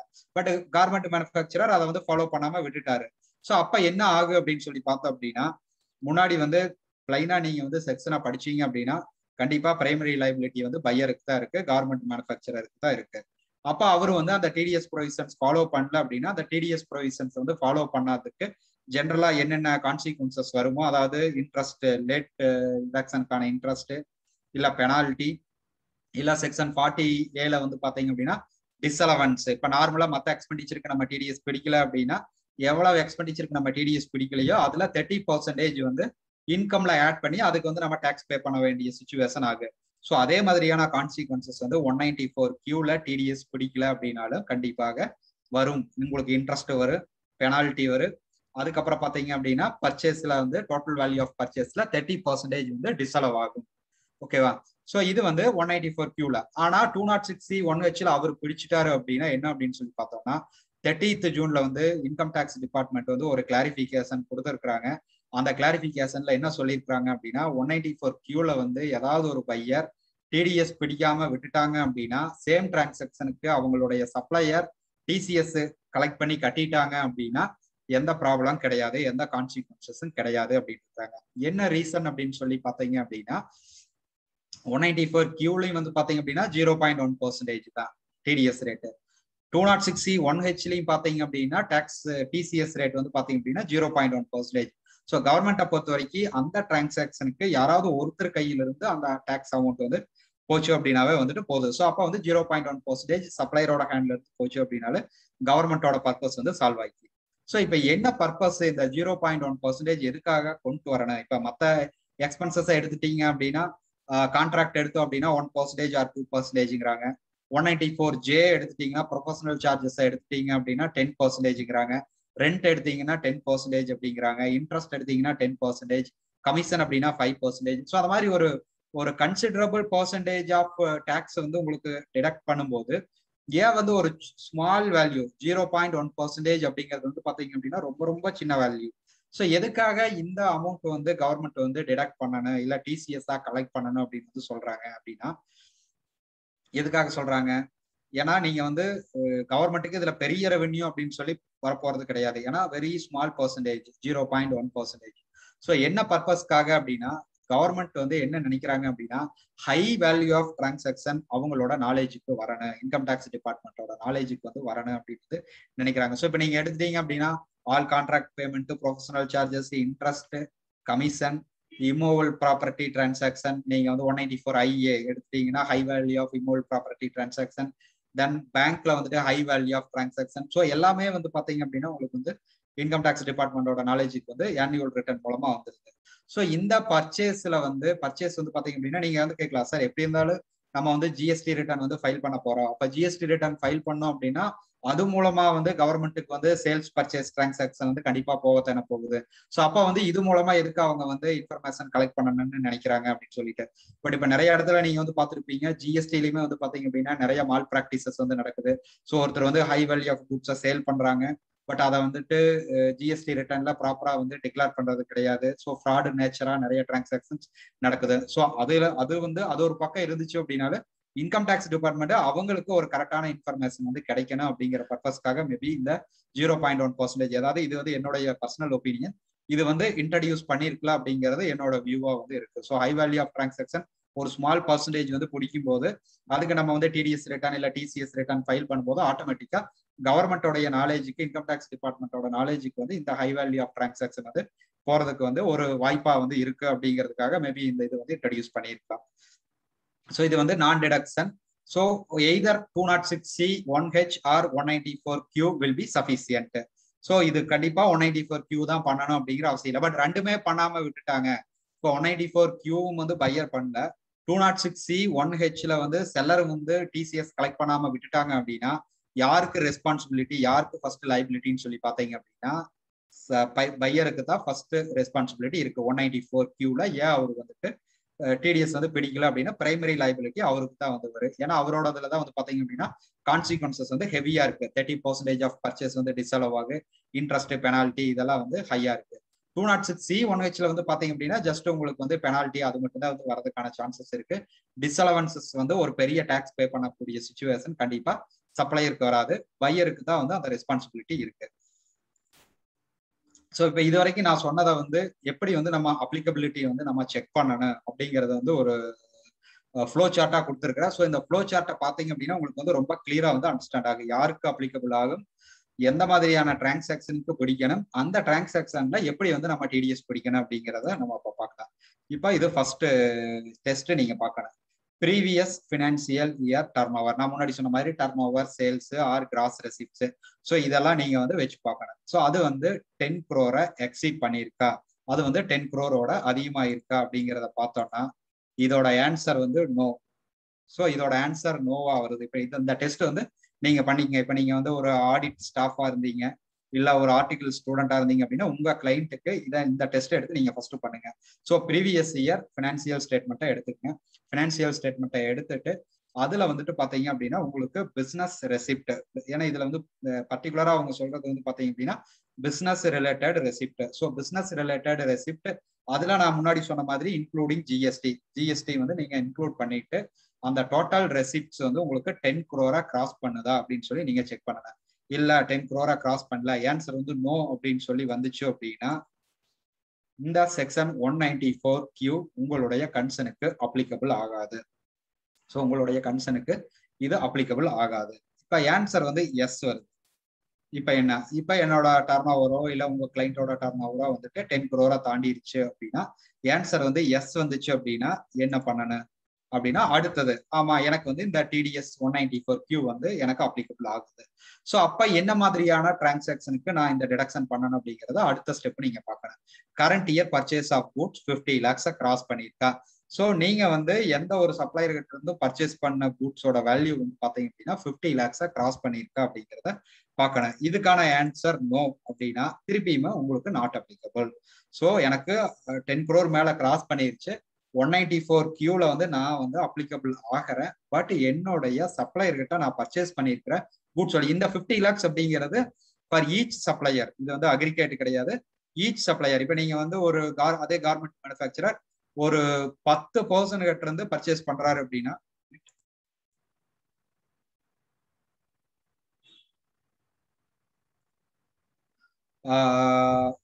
ஒரு கார்மெண்ட் மேனுஃபேக்சரர் ஒரு 10 சப்ளையர் இருந்து பர்ச்சேஸ் பண்றாரு அப்படின்னா ஒவ்வொரு சப்ளையருக்கு 50 lakhs கிராஸ் ஆச்சு அப்படின்னா அந்த பர்டிகுலர் சப்ளையருக்கு அவர் வந்து டிடிஎஸ் வந்து பிடிக்கணும். ஃபார் எக்ஸாம்பிள் அந்த 10 சப்ளையர்ல 2 சப்ளையருக்கு மட்டும்தான் வந்து 50 lakhs கிராஸ் பண்ணியிருக்கு, மீதி 8 சப்ளையருக்கு 50 lakhs கிராஸ் பண்ணல அப்படின்னா அந்த 2 சப்ளையர்கிட்ட மட்டும் அவர் வந்து டிடிஎஸ் வந்து பிடிச்சாருன்னா போதும். ஸோ அப்ப யாருக்கெல்லாம் எந்த சப்ளையர் கிட்டலாம் வந்து இந்த total purchase value 50 lakhs exceed ஆகலையோ அவங்களுக்கு இந்த செக்ஷன் அப்ளிகபிள் ஆகாது. Yes it is there. Current year purchase of goods வந்து 50 lakhs கிராஸ் பண்ணிருக்கு அப்படின்னா அடுத்த டெஸ்ட் நீங்க என்ன பார்க்கணும் அப்படின்னா அவருக்கு பேன் இருக்கா. பேன் இருந்துச்சு அப்படின்னா இருக்கு, எஸ். அப்ப லாஸ்ட் 2 years ஐடி அவர் ஃபைல் பண்ணியிருக்காரா அந்த டெஸ்ட் பார்க்கணும், அதுவும் எஸ் அப்படின்னா இது வந்து லாஸ்ட் 2 years ஐடில வந்து ஏதாவது ஒரு இயரோட ஐடி அவர் ஃபைல் பண்ணியிருந்தாருனாவே போது. அது வந்து உங்களுக்கு 206AB எக்ஸ்பிளைன் பண்ணும்போது நான் கிளியரா வந்து சொல்றேன். ஸோ அந்த டெஸ்ட் கம்ப்ளீட் பண்ணி அது எஸ் அப்படின்னா தென் டிடிஎஸ் ரேட் வந்துட்டு 0.1%. ஸோ அப்போ நம்ம எங்கிருந்து வர்ற 10 crore கிராஸ் பண்ணியிருக்கு, yes. Current year purchase of goods value வந்து 50 lakhs எக்ஸீட் ஆயிருக்கு, அதுக்கு எஸ். அதுக்கு அடுத்தது பேன் இருக்கா, எஸ். லாஸ்ட் 2 years ஐடில ஏதாவது ஒரு இயரோட ஐடியாவது அவர் ஃபைல் பண்ணியிருக்கிறாரா, எஸ். அப்படின்னா டிடிஎஸ் ரேட் வந்து பாத்தீங்க அப்படின்னா 0.1%. பேன் இல்ல அப்படின்னா டைரக்டா டிடிஎஸ் ரேட் வந்து பாத்தீங்க அப்படின்னா 5%. அதே மாதிரி இந்த லாஸ்ட் 2 years ஐடி, ஒரு இயர் ஐடி கூட அவர் ஃபைல் பண்ணலாம், 2 வருஷத்தோட ஐடியுமே பெண்டிங் இருக்கு அப்படின்னாலும் உங்களுக்கு டிடிஎஸ் ரேட் வந்து பாத்தீங்க அப்படின்னா 5%. ஸோ இதுதான் வந்து செக்ஷன் 194Q. ஸோ யாருக்கு அப்ளிகபிள் ஆகும், என்ன டிரான்சாக்ஷனுக்கு அப்ளிகபிள் ஆகும். ஸோ இதே டிரான்சாக்ஷனுக்கு சப்ளையரோட பொசிஷன் என்ன, 206C 1Hல அவரோட பொசிஷன் என்ன. ஸோ இந்த சார்ட், இந்த ஃப்ளோ சார்ட்ல வந்து பாத்தீங்க அப்படின்னா உங்களுக்கு கிளியரா அண்டர்ஸ்டாண்ட் ஆகி யாருக்கு அப்ளிகபிள் ஆகு யாருக்கு அப்ளிகபிள் ஆகாது. ஸோ அப்ளிகபிள் ஆகிறவங்களுக்கு என்ன டிரான்சாக்ஷனுக்கு அப்ளிகபிள் ஆகும். ஸோ அவங்களோட பர்டிகுலர் டிரான்சாக்ஷனுக்கு அப்ளிகபிள் ஆகுது அப்படின்னா என்ன ரேட்ல வந்துட்டு இந்த டிடிஎஸ் வந்து டிடக்ட் பண்ணணும், 5% இல்ல 0.1% அப்படிங்கறத நீங்க இந்த பிக்சர்ல கிளியரா தெரிஞ்சுக்கலாம். அடுத்தது நம்ம செக்ஷன் 206 AB அண்ட் 206 CCA இதுக்கு போகலாம். ஸோ இது பண்ணிட்டு தென் கொஞ்சம் ப்ராக்டிக்கல் கொஸ்டின்ஸ் வந்து நம்ம டிஸ்கஸ் பண்ணுவோம். 194 Qல வந்து இன்னொரு இம்பார்ட்டன்ட் திங் நீங்க என்ன வந்து நோட் பண்ணணும் அப்படின்னா, நான் இப்ப வந்து ப்ராஃபிட் அண்ட் லாஸ் அக்கௌண்ட்ல பர்ச்சேஸ் நான் வந்து சொல்லியிருக்கேன். ஸோ அந்த பர்ச்சேஸ் மட்டும் இல்லாம நீங்க வந்து வந்தீங்கன்னா பேலன்ஸ் ஷீட்ல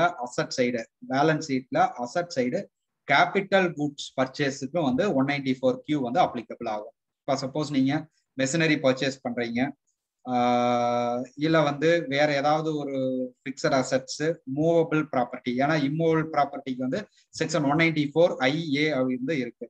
ஸோ மூவபிள் ப்ராப்பர்ட்டி வந்து அதாவது நீங்க வந்து 50 lakhs அண்ட் எபோ நீங்க பர்ச்சேஸ் பண்ணீங்கன்னா கேபிட்டல் குட்ஸ்க்கு வந்து பாத்தீங்க அப்படின்னா செக்ஷன் 194 Q வந்து அப்ளிகபிள் ஆகும்.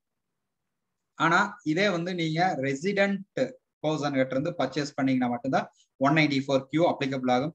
ஃபாரின்ல இருந்து நம்ம அவுட் சைடு இந்தியா நீங்க இம்போர்ட் பண்ணீங்க அப்படின்னா அந்த மாதிரியான டிரான்சாக்ஷன்ஸுக்கு 194 Q அப்ளிகபிள் ஆகாது. ஏன்னா 206C1H வந்து பாத்தீங்க அப்படின்னா எக்ஸ்போர்ட் டிரான்சாக்ஷனுக்கு வந்து பர்டிகுலரா எக்ஸ்க்ளூட் பண்ணியிருந்தாங்க. ஸோ அதே மாதிரி 194 Qல வந்து பாத்தீங்க அப்படின்னா இம்போர்ட் டிரான்சாக்ஷன்ஸ் வந்து எக்ஸ்க்ளூட் ஆகுது.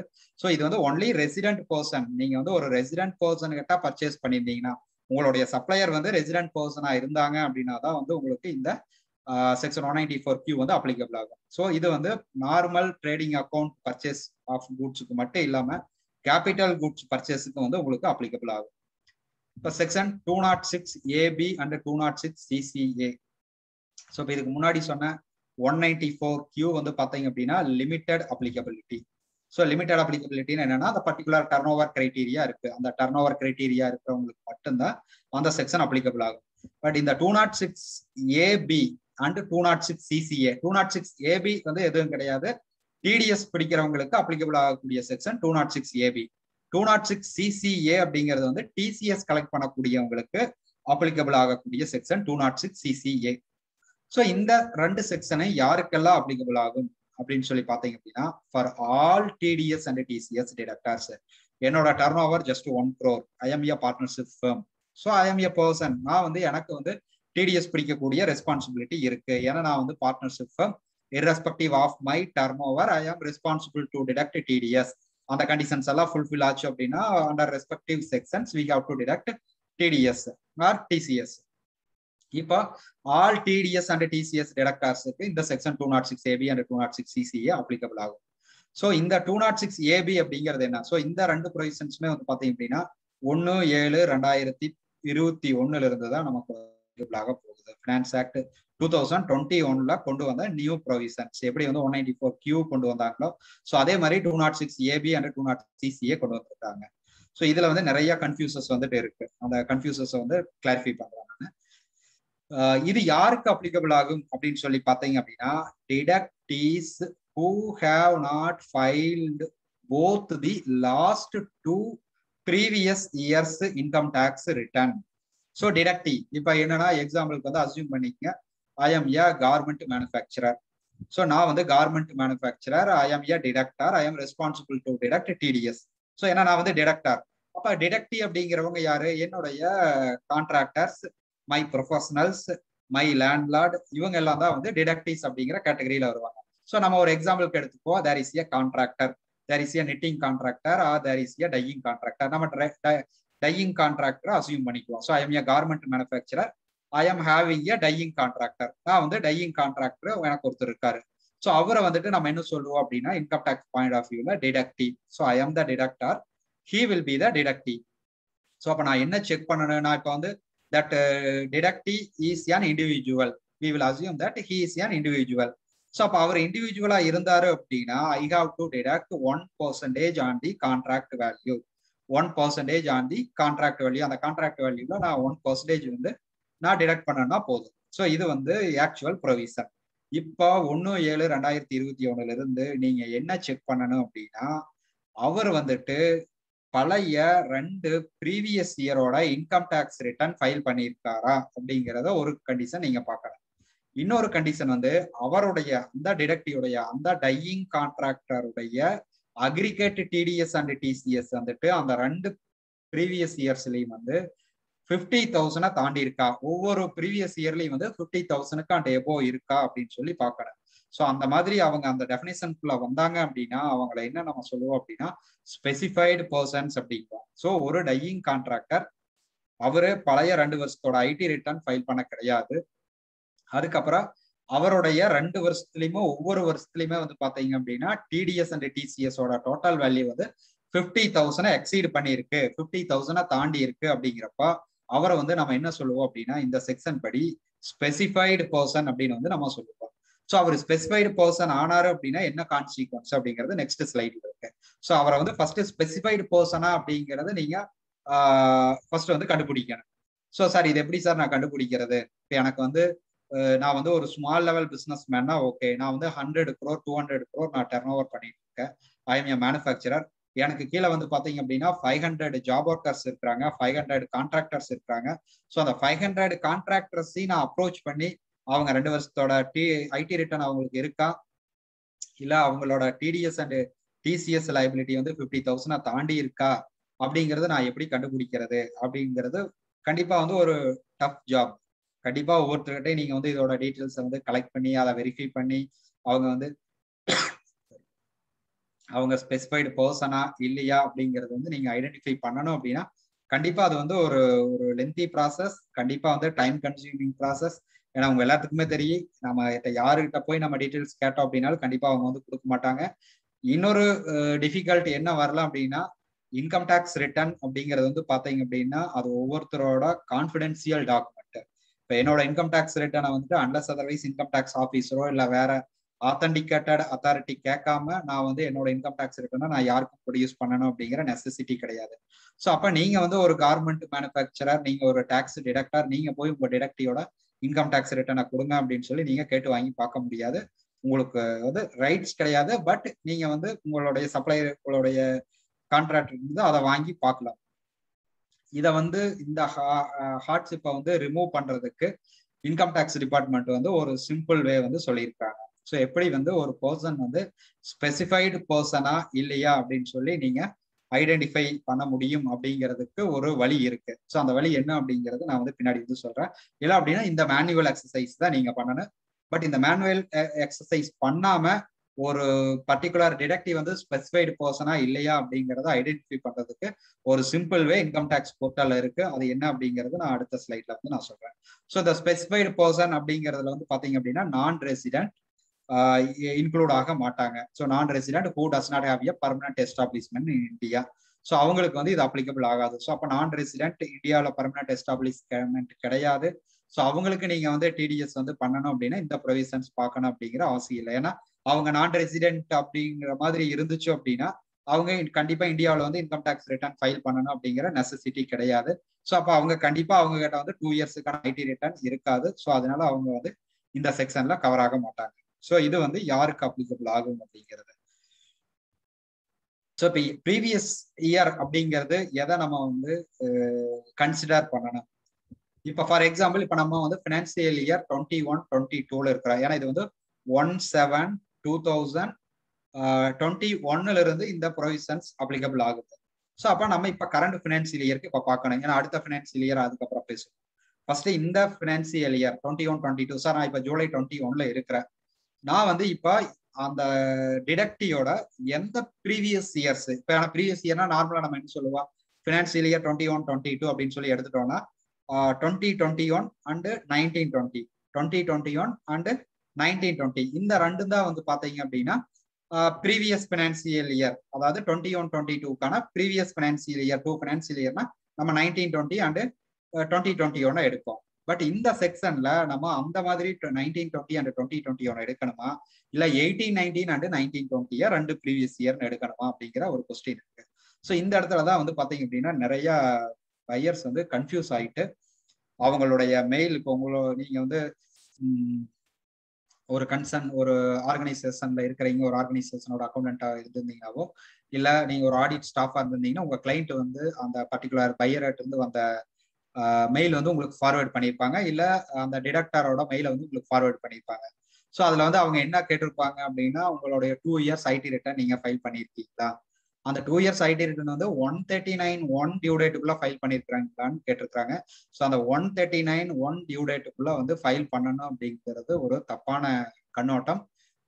அந்த மாதிரி வந்து கிடையாது. ஏன்னா இன்கம் டேக்ஸ் டிபார்ட்மெண்ட் வந்து பின்னாடி கிளாரிஃபை பண்ணியிருக்காங்க. என்ன கிளாரிஃபை பண்ணியிருக்காங்க அப்படின்னா, belated return will also be considered as valid for section 206AB and 206CCA. So இந்த 206AB வந்து நீங்க அப்ளிகபிலிட்டி பார்க்கும்போது ஸ்பெசிஃபைடு பர்சனா இல்லையான்னு பார்க்கும்போது belated return ஃபைல் பண்ணியிருந்தாங்கனால அதை வந்து நீங்க கன்சிடர் பண்ணிக்கணும். அது வந்து ரிட்டர்ன் ஃபைலிங் தான் அப்படின்னு எடுத்துக்கணும். 139(1) டியூ டேட்டுக்குள்ளதான் ஃபைல் பண்ணியிருக்கணும் அப்படிங்கிற அவசியம் கிடையாதுங்கிறத கிளாரிஃபை பண்ணியிருக்காங்க. ஏன்னா இதுலயே நான் சொல்லியிருக்கிறேன், டிடக்டீஸ் who have not filed both the last 2 previous years ITR where time limit under section 139(1) expired. So இந்த பர்பஸுக்காகத்தான் 139(1) அப்படிங்கிற செக்ஷனை வந்து உள்ளுக்குள்ள இன்சர்ட் பண்ணியிருக்காங்க. இதோட மீனிங் வந்து அவங்க வந்து டியூ டேட்டுக்குள்ள ரிட்டர்ன் ஃபைல் பண்ணியிருக்கணும் அப்படிங்கிற அவசியம் கிடையாது. ஸோ அந்த கார்மெண்ட் மேனுஃபேக்சரர் அந்த டையிங் கான்ட்ராக்டரா வந்து இந்த ஸ்பெசிஃபைடு பர்சனான்னு செக் பண்ணும்போது அந்த டையிங் கான்ட்ராக்டர் அந்த 2 இயர்ஸோட ரிட்டர்ன் வந்து டியூ டேட்டுக்குள்ள ஃபைல் பண்ணியிருக்கணுங்கிற நெசசிட்டி இல்லை. ஏதாவது ஒரு ரிட்டர்ன் ஃபைல் பண்ணியிருந்தாலும் போது அதுவும் வந்து டியூ டேட் முடிஞ்சு கூட அவர் வந்து ஃபைல் பண்ணிருக்கலாம், பிலேட்டட் ரிட்டர்னா கூட ஃபைல் பண்ணிருக்கலாம். அப்ப இந்த 139(1) expired where time limit under section 139(1) expired அப்படின்னு சொல்லி இந்த செக்ஷன் வந்து எதுக்கு இங்க வந்து நோட்டிஃபை பண்ணியிருக்கிறாங்க அப்படின்னா, இந்த ப்ரீவியஸ் இயர்ஸ் ஐடென்டிஃபை பண்ற பர்பஸுக்கு தான் அந்த 139(1) அப்படிங்கிற செக்ஷன் அங்க யூஸ் பண்ணியிருக்கிறாங்க. ஸோ இப்ப நமக்கு கன்ஃபியூஸ் வருது. நான் இப்ப 2021-22ல இருக்க, நான் வந்து 1920 அண்ட் 2021 எடுக்கணுமா இல்ல 1819 அண்ட் 1920 எடுக்கணுமா அப்படின்னு சொல்லி. ஸோ அந்த இடத்துலதான் நீங்க 139(1) டைம் லிமிட்டை நீங்க இப்ப கொண்டு வரணும். எப்படி கொண்டு வரணும் அப்படின்னா, இப்ப நான் பினான்சியல் இயர் 21-22ல நான் இருக்கிறேன். இப்ப financial year 21-22 this is assessment year 21-22 relating to previous year 2021. So previous year 2021 relating to assessment year 21-22. So இந்த assessment year 21-22க்கான டைம் லிமிட் இன்னும் எக்ஸ்பைரி ஆகல. 139(1) டைம் லிமிட் இன்னும் எக்ஸ்பைரி ஆகல. ஸோ அது வந்து செப்டம்பர் 30th 2021. நார்மலா ஜூலை 31st இருக்கு. இப்ப நான் ஆடிட் கேஸ்னா ஜூலை 31st இருக்கு. ஆடிட் கேஸ்க்கு வந்து பாத்தீங்க அப்படின்னா ரிட்டர்ன் ஃபைல் பண்ணக்கூடிய டியூ டேட் வந்து 31st October. So due to pandemic சிச்சுவேஷன்ல government of India income tax department என்ன பண்ணிருக்காங்கன்னா, நான் ஆடிட் கேஸ் வந்து 30th செப்டம்பர் 2021, டாக்ஸ் ஆடிட் கேஸ்க்கு வந்து பாத்தீங்க அப்படின்னா 30th நவம்பர் 2021 வந்து டியூ டேட் வந்து ஃபிக்ஸ் பண்ணியிருக்காங்க. ஸோ அப்ப அசஸ்மெண்ட் இயர் 21-22 அப்ப அது இந்த கரண்ட் பினான்சியல் இயர் எடுத்துக்கலாம். ஸோ இதோட டியூ டேட் இன்னும் எக்ஸ்பைரி ஆகல, 139(1) டியூ டேட் எக்ஸ்பைரி ஆகல அப்படிங்கிறதுனால நீங்க previous year relating to the current assessment year நீங்க எடுத்துக்க வேண்டிய அவசியம் இல்லை. ஸோ ப்ரீவியஸ் இயர் 2021 இந்த பர்பஸ்க்கு நீங்க எடுக்கக்கூடாது. ஸோ அதுக்கு பதிலாக 1920 அண்ட் 1819 அந்த 2 இயரோட ஐடி ரிட்டர்ன் தான் நீங்க வந்து பார்க்கணும். ஆஃப்டர் 30th செப்டம்பர் இப்ப வந்து நான் ஆடிட் கேஸ், அந்த டிரெக்டியோட கேஸ் வந்து நான் audit case. So 30th September முடிஞ்சிருச்சு, 1st அக்டோபர் அப்படிங்கிறப்ப என்ன பண்ணணும் அப்படின்னா, due date already expired for assessment year 21-22 relating to previous year 2021. அப்போ அக்டோபர் 1ஆம் தேதி நீங்க என்ன பண்ணணும்னா previous year 1920 and previous year 2021 இதுதான் வந்து 2 years concept. So up to 30th September வந்து நீங்க 1819 அண்ட் 1920 எடுத்து பார்க்கணும். 1st அக்டோபர்ல இருந்து வந்து பாத்தீங்க அப்படின்னா 1920 அண்ட் 2021 இந்த ப்ரீவியஸ் இயர்ஸ் தான் நீங்க வந்து எடுத்து பார்க்கணும். ஸோ இப்போ ஃபார் எக்ஸாம்பிள் இப்போ இது வந்து சார் என்ன சார் 2 இயர்ல ஏதாவது ஒரு இயர் ஃபைல் பண்ணா போதுங்கிறீங்க. இப்போ இந்த இயர் கன்ஃபியூஸ் எதுக்காக நம்ம கொண்டு வரணும், நம்ம வந்து பிளைண்டா வந்து இந்த இயர் பினான்சியல் இயர் 21-22 ஃபுல்லாவே வந்து நம்ம வந்து 1819 அண்ட் 1920 மட்டும் நம்ம வாங்கி வச்சு பார்த்தா பத்தாதா, நம்ம 2021 உள்ளுக்குள்ள இன்க்ளூட் பண்ணணுமா அப்படின்னா கண்டிப்பாக இன்க்ளூட் பண்ணணும். எப்போ அப்படின்னா ஒரு ப்ராக்டிக்கல் டிஃபிகல்ட்டி நம்மளுக்கு வரலாம். என்ன ப்ராக்டிக்கல் டிஃபிகல்ட்டி அப்படின்னா, இப்போ அப் டு செப்டம்பர் வரைக்கும் நான் சொன்னது என்ன அப்படின்னா, நீங்க previous year 1819 and previous year 1920 இந்த 2 இயர்ல ஏதாவது ஒரு இயர் ஃபைல் பண்ணியிருந்தா போது நீங்க வந்து அவரை ஸ்பெசிஃபைடு பர்சனை கிளாஸிஃபை பண்ண வேண்டிய அவசியம் இல்லை அப்படின்னு நான் சொல்லிட்டேன். எக்ஸாம்பிளுக்கு அவர் 1819 மட்டும் ஃபைல் பண்ணியிருக்காரு. Financial year previous year 1890 ID return மட்டும் ஃபைல் பண்ணியிருக்காரு. ப்ரீவியஸ் இயர் 1920 ரிட்டர்ன் அவர் ஃபைல் பண்ணல. ஸோ அப்போ அப் டு செப்டம்பர் வரைக்கும் நான் வந்து 1819 அண்ட் 1920 மட்டும் பார்ப்பேன். அப்போ 2 இயர்ல ஏதாவது ஒரு இயர் ஐடி ரிட்டர்ன் அவர் ஃபைல் பண்ணியிருந்தா போதும். ஸோ 1819 ஃபைல் பண்ணியிருக்காரு, well and good. I will not classify him as a specified person. அவரு ஸ்பெசிஃபைட் பர்சன் கிடையாது. இப்போ 1 அக்டோபர் போங்க. 1 அக்டோபர் போனேன் அப்படின்னா எனக்கு 139(1) டியூ டேட் எக்ஸ்பைரி ஆயிருச்சு. அப்ப ஐ have to take 1920 and 2021 previous year. அப்படி எடுக்கும்போது அவர் 1819 மட்டும்தான் ஃபைல் பண்ணியிருந்தாரு. 1920 ஃபினான்சியல் இயர் ஃபைல் பண்ணல, 2021 ஃபினான்சியல் இயர் இன்னும் ஃபைல் பண்ணல. அப்படிங்கிறப்போ automatically he will become a specified person. இப்போ 1920 அவர் ஸ்கிப் பண்ணிட்டாரு, ஃபைலே பண்ணல. 1819 ஃபைல் பண்ணியிருக்காரு, 1920 ஃபைல் பண்ணல. திருப்பி செப்டம்பருக்குள்ள 2021 ஃபைல் பண்ணிட்டாருன்னா he will not be classified as specified person. அவர் ஸ்பெசிஃபைட் பர்சன்ல வரமாட்டார். ஏன்னா முன்னாடி வந்து 1890 1920 2 வருஷத்துல ஏதாவது ஒரு இயர். இப்போ 1890 ஃபைல் பண்ணியிருக்காரு. செப்டம்பருக்கு அப்புறம் பார்க்கும்போது 1920 அண்ட் 2021 ஃபைல் பண்ணியிருக்காரு. So he will escape. So அப்போ அவர் ஸ்பெசிஃபைட் பர்சன்கிற கேட்டகரியில வரமாட்டாரு. ஸோ இது வந்து இயர். இந்த இயர் வந்து நீங்க கண்டிப்பா வந்து உங்களோட மைண்ட்ல வந்து வச்சுக்கணும். பட் இன்கம் டேக்ஸ் அந்த போர்ட்டல்ல நான் சொல்லக்கூடிய போர்ட்டல்ல போனீங்க அப்படின்னா இப்ப வரைக்கும் அவங்க என்ன பண்ணிருக்காங்கன்னா 1819 அண்ட் 1920 மட்டும் பேஸ் பண்ணி அவங்க வந்து கிளாசிபிகேஷன் வச்சிருக்காங்க. ஸோ இது வந்து 31/3/2021 பொசிஷன். ஸோ 31/3/21 அன்னைக்கு அவரோட கேட்டகரி என்ன அப்படிங்கிறத உங்களுக்கு இன்கம் டேக்ஸ் போர்ட்டல் அவரு. ஏன்னா இப்ப வந்து பாத்தீங்க அப்படின்னா ஃபினான்சியல் இயர் 1920 வந்து பாத்தீங்க அப்படின்னா இன்கம் டேக்ஸ் ரிட்டர்ன் ஃபைல் பண்றதுக்கான டியூ டேட் 31 மே வரைக்கும் எக்ஸ்டெண்ட் பண்ணியிருந்தாங்க. ஸோ அது வந்து நீங்க அந்த மாதிரி வரக்கூடிய டிடக்டிவ்ஸ்க்கு நீங்க மேன்யூலா அவங்க கிட்ட என்கொயரி பண்ணி அவங்க ஸ்பெசிஃபைட் பர்சனா வருவாங்களா வரமாட்டாங்களா அப்படிங்கிறத நீங்க கேட்டு தெரிஞ்சுக்கணும். ஸோ இப்போ அவர் ஸ்பெசிஃபைடு பர்சன், இப்போ இது வரைக்கும் நான் சொன்னது அவர் ஸ்பெசிஃபைடு பர்சனா இல்லையா அப்படிங்கிறதுக்கான டெஸ்ட். அவர் ஸ்பெசிஃபைடு பர்சன் ஆயிட்டாரு, அதாவது அவர் அந்த 2 வருஷத்தோட ஐடி ரிட்டர்னை ஃபைல் பண்ணவே இல்லை. அதுவும் இல்லாம அந்த 2 வருஷத்துலயுமே ஒவ்வொரு இயர்லயுமே வந்து பாத்தீங்க அப்படின்னா அவருக்கு டிடிஎஸ் டோட்டல் அவரோட டிடிஎஸ் அண்ட் டிசிஎஸ் கிரெடிட் 2 சேர்ந்து அவரோட 26 ஏஎஸ் படி எடுத்து பார்த்தோம் அப்படின்னா 50,000 தாண்டுது அப்படின்னா அவரு ஸ்பெசிஃபைடு பர்சன் சொல்லி வந்துருவாரு. அப்ப அப்படி வந்துட்டாரு அப்படின்னா நம்ம என்ன பண்ணணும் அப்படின்னா எஸ் எ டிடக்டார் உங்களுக்கு ஒரு பெரிய ரெஸ்பான்சிபிலிட்டி இருக்கு. என்ன ரெஸ்பான்சிபிலிட்டி அப்படின்னா அந்த டையிங் கான்ட்ராக்டர், நம்ம சொன்ன எக்ஸாம்பிள்ல அந்த கார்மெண்ட் மேனுஃபேக்சரர், அந்த டையிங் கான்ட்ராக்டர் என்ன ஆகுறாருன்னா அவர் ஸ்பெசிஃபைடு பர்சன் ஆயிடுறாரு. அவர் வந்து 1890 1920 2 வருஷத்தோட ஐடி ரிட்டர்னும் ஃபைல் பண்ணவே கிடையாது. அந்த 2 வருஷத்துலயும் வந்து பாத்தீங்கன்னா 1890 அவருக்கு டிடிஎஸ் கிரெடிட் வந்து 60,000 இருக்கு, 1920 வந்து பாத்தீங்க அப்படின்னா 75,000 இருக்கு. ஸோ அவர் ஸ்பெசிஃபைடு பர்சன் ஆயிடுவாரு. இப்படி ஆயிட்டாருன்னா இந்த கார்மெண்ட் மேனுஃபேக்சரர் என்ன பண்ணுவாரு அப்படின்னா 1% டிடிஎஸ் பிடிக்க கூடாது. அந்த 1% பதிலாக என்ன பிடிக்கணும் அப்படின்னா இந்த 3 ரேட்ல whichever is higher twice the rate specified in the relevant provisions of the act. So 1% சொல்லியிருந்தாங்களா relevant provisions of the actனா 194C வந்து 1% சொல்லியிருந்தாங்க. அதுல ட்வைஸ் அப்ப 2%. அது ஒரு ரேட்டா நீங்க வச்சுக்கோங்க. Twice the rate or rates in force. இது என்ன டிஃபரன்ஸ்?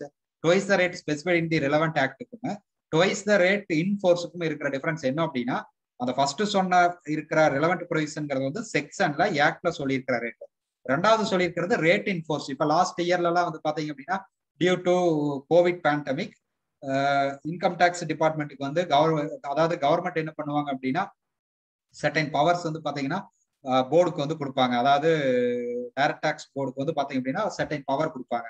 ஸோ எப்பெல்லாம் வந்து நம்ம கண்ட்ரியில வந்து டிஃபிகல்ட் சுச்சுவேஷன் நம்ம ஃபேஸ் பண்ணும்போது இந்த ப்ரொவிஷன்ஸ்ல இந்த ரேட்ல வந்து போர்டு வந்து டெசிஷன் எடுத்து சேஞ்சஸ் பண்ணிக்க முடியும் அப்படின்னு சொல்லி ஒரு சில கன்செஷன் கொடுப்பாங்க. ஸோ அந்த மாதிரி கன்செஷன் கொடுத்துதான் வந்து பாத்தீங்க அப்படின்னா லாஸ்ட் பேண்டமிக் சுச்சுவேஷன்ல 25% கன்செஷன் கொடுத்து 75% ஆஃப் த ரேட் நீங்க டிடிஎஸ் பிடிங்கன்னு சொல்லிட்டாங்க. ஸோ அதுதான் வந்து ரேட் இன் ஃபோர்ஸ். ஸோ அந்த மாதிரியான ரேட் ஏதாவது இப்ப இருந்துச்சு அப்படின்னா அந்த ரேட் அதுல ட்வைஸ். ஸோ அப்ப ஃபர்ஸ்ட் வந்து இப்ப நீங்க எக்ஸாம்பிள், இது வந்து நான் ஜஸ்ட் எக்ஸாம்பிளுக்கு மட்டும்தான் சொல்றேன். இப்ப அந்த மாதிரியான ப்ரொவிஷன்ஸ் எதுவுமே கிடையாது. இப்ப வந்து ஆக்ட்ல என்ன சொல்லியிருக்காங்களோ அதுதான் நீங்க பிடிக்கணும். கன்செஷனல் ரேட்ல எந்த டாக்ஸும் கிடையாது. இது நான் வந்து எக்ஸாம்பிளுக்கு தான் சொல்றேன், டிஸ்க்ளைமர் கொடுத்து உங்களுக்கு எக்ஸ்பிளைன் பண்றேன். ஸோ 1% 94C இருக்கு. இந்த எக்ஸாம்பிளுக்கு வந்து கவர்மெண்ட் என்ன பண்றாங்க அப்படின்னா அதை வந்து திருப்பி வந்து 75% நீங்க பே பண்ணா போதும்னு சொல்லி 0.75% கொண்டு வந்துடுறாங்க.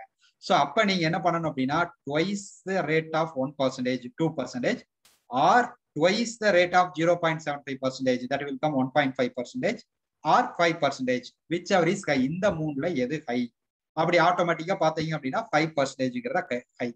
அப்போ ஒருத்தர் ஸ்பெசிஃபைட் பர்சன் ஆயிட்டாருன்னா அவருக்கு பிடிக்கக்கூடிய 1%க்கு பதிலா நீங்க 5% பிடிக்கணும்.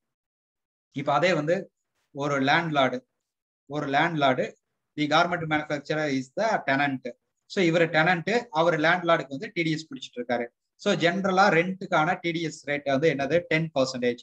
செக்ஷன் 194 ஐல வந்துட்டு பாத்தீங்க அப்படின்னா உங்களுக்கு சொல்லியிருக்கக்கூடிய பர்சன்டேஜ் வந்து 10%. Twice the rate in force. இன்னைக்கு டேட்ல வந்து கவர்மெண்ட் எந்த கன்செஷனும் கொடுக்கல. ஸோ அதே 10% தான் இன்னைக்கு என்ஃபோர்ஸ்மெண்ட்ல இருக்கு. ஸோ அப்ப 10% ஃபர்ஸ்ட் இருக்கக்கூடிய லைனை வந்து 10% ட்வைஸ் த ரேட், அப்ப 20%. Second line rate in force same அதே 10%. So 2 into 10 20% or 5% whichever is high. So இதுல ஹை வந்து பாத்தீங்க அப்படின்னா 20%. ஸோ அப்ப ரெண்ட்டுக்கு வந்து நீங்க 20% பிடிக்கணும். கமிஷனுக்கு வந்து general rate normal rate 5%. Twice the normal rate 2 into 5 10% or 5% whichever is high. So அப்ப அதுக்கு 10% பிடிக்கணும். ஸோ இது கட்டாயமாக நீங்க பிடிக்கணும். ஸோ சார் இது பிடிக்கல அப்படின்னா என்ன ஆகும்? நான் வந்து 1% மட்டும் பிடிச்சிட்டேன், நான் ஒரு ஸ்பெசிஃபைட் பர்சனா எதுவுமே நான் பார்க்கல, but unfortunately he is a specified person. So அப்போ நீங்கள் 1% பிடிச்சி கட்டி எல்லாம் ரிட்டர்ன் டிடிஎஸ் ரிட்டர்ன் எல்லாம் ஃபைல் பண்ணிட்டீங்க. ஸோ அடுத்த வருஷம் ஆடிட் பார்க்கும்போது உங்களுடைய கிளைண்டா இருந்தால் நீங்கள் ஆடிட் பார்க்கும்போதோ இல்லை நீங்கள் வந்து ஆர்கனைசேஷனாக இருந்தீங்க அப்படின்னா உங்கள் ஆடிட்டர் உங்கள் புக்ஸ் ஆஃப் அக்கௌண்ட்ஸ் ஆடிட் பண்ணும்போது அவர் ஃபைண்ட் அவுட் பண்ணிடுறாரு நீங்கள் வந்து ரொம்ப கம்மியான ரேட்ல டிடிஎஸ் பிடிச்சிருக்கிறீங்க, 206 ஏபியை நீங்க கம்ப்ளை பண்ணல அப்படின்னா நார்மலா டிடிஎஸ் வந்து நீங்க ப்ராப்பரா நீங்க வந்து டிடக்ட் பண்ணல அப்படின்னு சொல்லிட்டு அதுக்கான கான்சிக்வன்சஸ் என்னென்ன இப்ப நார்மலா இருக்கோ அந்த கான்சிக்வன்சஸ் எல்லாமே வந்து உங்களுக்கு வர்றதுக்கான சான்சஸ் இருக்கு. ஸோ இது வந்து 206 ஏபியில நீங்க என்னென்ன ரேட்ல வந்து நீங்க பிடிக்கணும் அப்படிங்கிறது. இதுல இன்னொரு செக்ஷன் இருக்கு. இப்ப இது வந்து நான் முன்னாடி சொன்னது 206 ஏபி. அப்போ 206 ஏபியில வந்து ஒரு கான்ட்ராக்டர் வந்து ஸ்பெசிஃபைட் பர்சன் ஆயிட்டாருன்னா மேக்ஸிமம் ரேட் 5%. ஒரு கமிஷன் ஏஜென்ட் ஸ்பெசிஃபைட் பர்சன் ஆயிட்டாருன்னா 10%. ஒரு லேண்ட்லார்டு வந்து ஸ்பெசிஃபைட் பர்சன் ஆயிட்டாருன்னா 20%. இப்போ அடுத்தது வந்து பாத்தீங்க அப்படின்னா 206 ஏஏ. இந்த 206 ஏஏ அப்படிங்கிற செக்ஷன் என்னன்னு சொல்லி பார்த்தோம் அப்படின்னா, அதாவது பேன் இல்லாதவங்க, அதாவது deductive who is not having a valid PAN.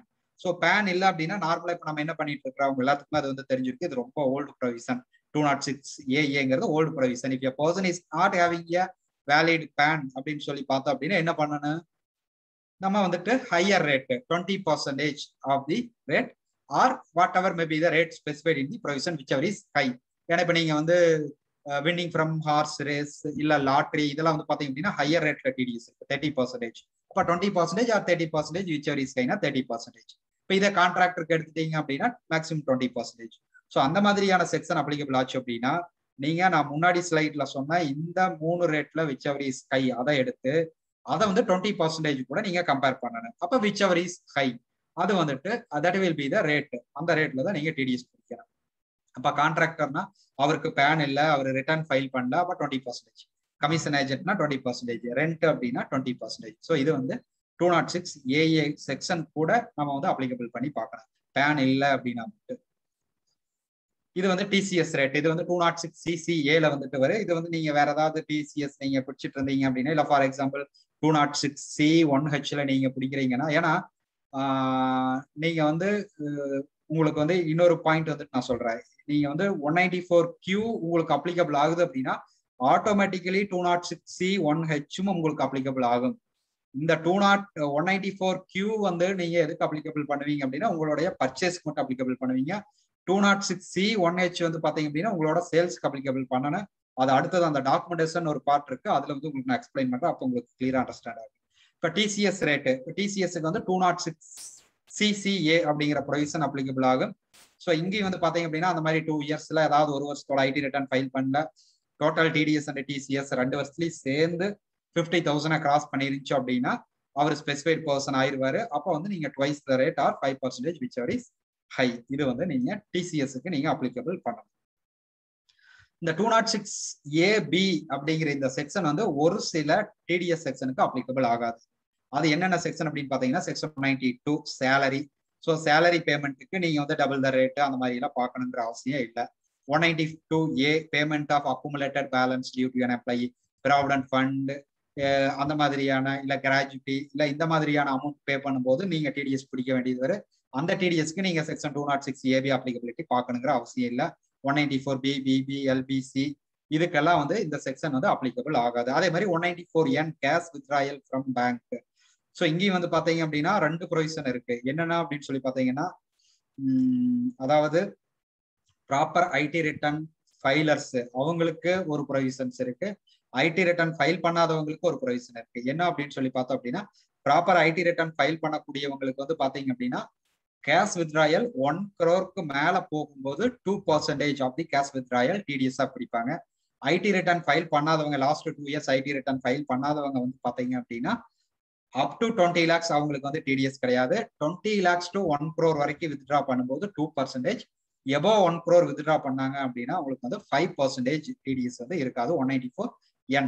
So அங்கேயே வந்துட்டு அவங்க ஹையர் ரேட் ஆஃப் டிடிஎஸ் பிடிக்கிறதுனால இந்த செக்ஷன் 206 ஏபி, ஏன்னா கேஷ் வித்ட்ராயல்ல அங்கேயே வந்துட்டு ஐடி ரிட்டர்ன் ஃபைல் பண்ணாதவங்கள 194Nல கவர் பண்ணிடுறாங்க.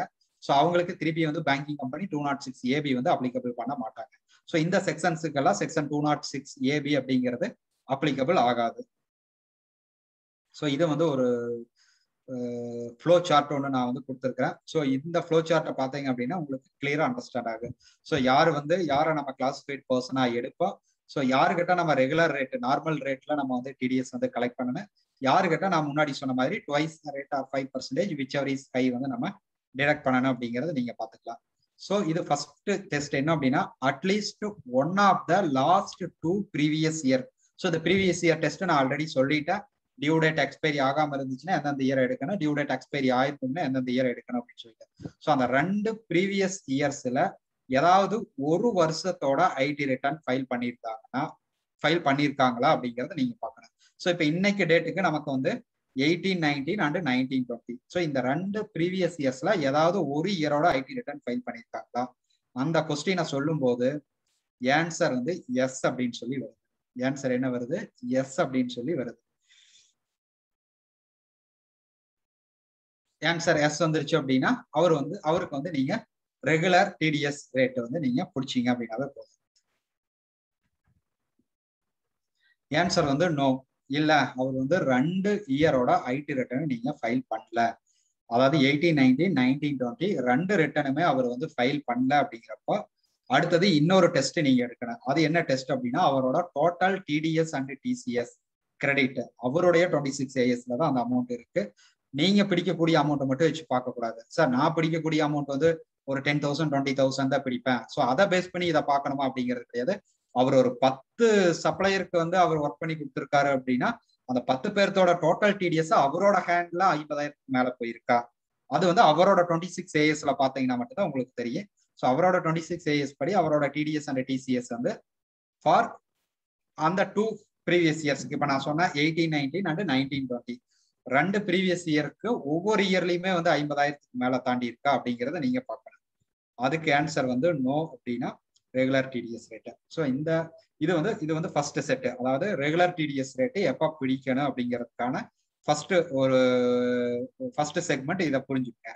அதாவது ஃபர்ஸ்ட் டெஸ்ட் என்ன அப்படின்னா 2 இயர்ல ஏதாவது ஒரு வருஷம் அவங்க வந்து ஃபைல் பண்ணியிருக்காங்களா? ஆன்சர் எஸ் அப்படின்னா நீங்க அடுத்த கண்டிஷன் பார்க்கணுங்கிறதே இல்லை. அவருக்கு வந்து 50,000 தாண்டி இருக்கா இல்லையா அப்படிங்கிறதெல்லாம் பார்க்கணுங்கிற அவசியம் இல்லை. ஏன்னா இந்த 2 கண்டிஷனை வந்து குமுலேட்டிவ் கண்டிஷன்.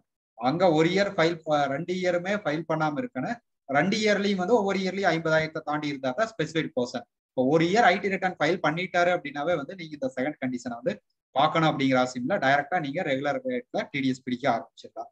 ரெண்டாவது வந்து நோன்னு சொல்லி வந்துச்சு அப்படின்னா அவருக்கு ஒவ்வொரு இயர்லயும் 50,000 தாண்டி இருக்கா.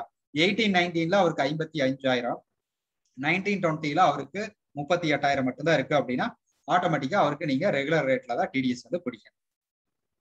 இதுக்கு ஆன்சர் வந்து எஸ். அவர் 2 வருஷத்தோட ஐடி ஃபைல் பண்ணல, 2 வருஷத்துலயும் வந்து ஒவ்வொரு இயர்லயும் வந்து பாத்தீங்க அப்படின்னா அவருக்கு 50,000க்கு மேல வந்து டிடிஎஸ் டிசிஎஸ் கிரெடிட் இருக்கு அப்படின்னா அடுத்தது வந்து நீங்க அவருக்கு பேன் இருக்கா அப்படின்னு சொல்லி பார்க்கணும். பேன் இருந்துச்சு அப்படின்னா double the rate regular rate or 5% whichever is high, இதை வந்து பார்க்கணும். பேன் அவருக்கு இல்லை அப்படின்னா நீங்க வந்து double the regular rate or 20% whichever is higher, இது வந்து பார்க்கணும். ஸோ பேன் இருந்துச்சு அப்படின்னா 5% பேன் இல்லை அப்படின்னா 20% or double the regular rate. இப்போ ஃபார் எக்ஸாம்பிள் வந்து ஒரு இது எக்ஸாம்பிளுக்காக நான் சொல்றேன். இப்போ வின்னிங் ஃப்ரம் அது அப்ளிகபிள் ஆகாது. வேற ஏதாவது ஒரு செக்ஷன்ல 15% வருது அப்படின்னா டபுள் த ரேட் 15%, அது வந்து 30% வரும். 30% or 20% whichever is higher. So அந்த ஆங்கிள் நீங்க பார்க்கணும். ஸோ இந்த ஃப்ளோ சார்ட் வந்து பாத்தீங்க அப்படின்னா உங்களுக்கு வந்து 206 AB அண்ட் 206 CCA வந்து உங்களுக்கு கிளியரா வந்து எக்ஸ்பிளைன் பண்ணும். ஸோ டாக்குமெண்டேஷன் அடுத்தது, இதுதான் வந்து ரொம்ப இம்பார்ட்டன்ட் ஏரியா. இப்போ இங்க வந்து உங்களுக்கு ஒரு கிளாரிட்டி நான் வந்து கொடுக்கணும். என்ன அப்படின்னா, நான் வந்து கார்மெண்ட் மேனுஃபேக்சரர். என்னுடைய டர்ன் ஓவர் வந்து ஒரு எக்ஸாம்பிளுக்கு 50 crore. நான் வந்து 1920 என்னோட டர்ன் ஓவர் 50 crore, 2021 என்னோட டர்ன் ஓவர் 50 crore. இப்போ நான் 1/10/2020 என்னோட 1920 டர்ன் ஓவர் 10 crore தாண்டினதுனால 206C1H அந்த செக்ஷன்ல நான் டிசிஎஸ் இது வரைக்கும் பிடிச்சிட்டு இருந்தேன். யாருக்கு? என்னுடைய கஸ்டமருக்கு. இப்போ நான் கார்மெண்ட் மேனுஃபேக்சரர், என்னோட கார்மெண்ட் செல்லருக்கு. ஃபார் எக்ஸாம்பிள் நீங்க ரிலையன்ஸ் சேல் பண்றாங்கன்னு எடுத்துக்கோம். Okay, so that garment manufacturer sells his goods to Reliance Industries. So Reliance Industries is the customer to the garment manufacturer. அவர் வந்து கிரெடிட் சைட் ஆஃப் த ட்ரேடிங் அக்கௌண்ட்ல சேல்ஸ்ல காமிப்போம். அப்போ 1/10/2020 இருந்து அந்த ரிலையன்ஸ் இண்டஸ்ட்ரிக்கு கொடுக்கக்கூடிய சேல்ஸுக்கு இவர் டிசிஎஸ் கலெக்ட் பண்ணி பே பண்ணிட்டு வந்திருப்பாரு.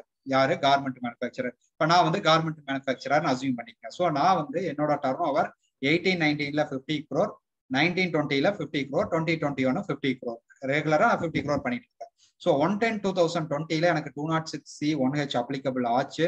ஸோ நான் என்ன பண்ணேன் அப்படின்னா, என்னுடைய கஸ்டமர் ரிலையன்ஸ் இண்டஸ்ட்ரீஸ் இருந்து 1%, 0.1% நான் டிசிஎஸ் கலெக்ட் பண்ணிட்டு இருக்கேன். இப்போ 1/7/2021 இருந்து இது வந்து ஸ்லைட்டா சேஞ்ச் ஆகும். என்ன ஆகும் அப்படின்னா, எனக்கு 194Q அப்ளிகபிள் ஆகும். ஏன்னா நான் வந்துட்டு என்னோட டர்ன் ஓவர் 10 crore தாண்டி இருக்கு. ஸோ நான் 194Qல என்னுடைய சப்ளையர் கிட்ட நான் டிடிஎஸ் வந்து பிடிப்பேன். ஸோ அதுக்கு நான் என்ன பண்ணணும் அப்படின்னா, I have to give a declaration to my suppliers on applicability of section 194Q.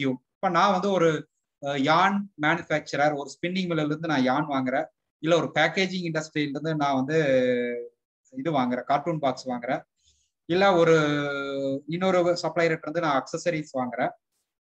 So அப்ப வந்து என்ன அப்படின்னா, நான் வந்து அவருக்கு கன்வே பண்ணணும். ஸோ எனக்கு வந்து செக்ஷன் 194Q அப்ளிகபிள் ஆகுது.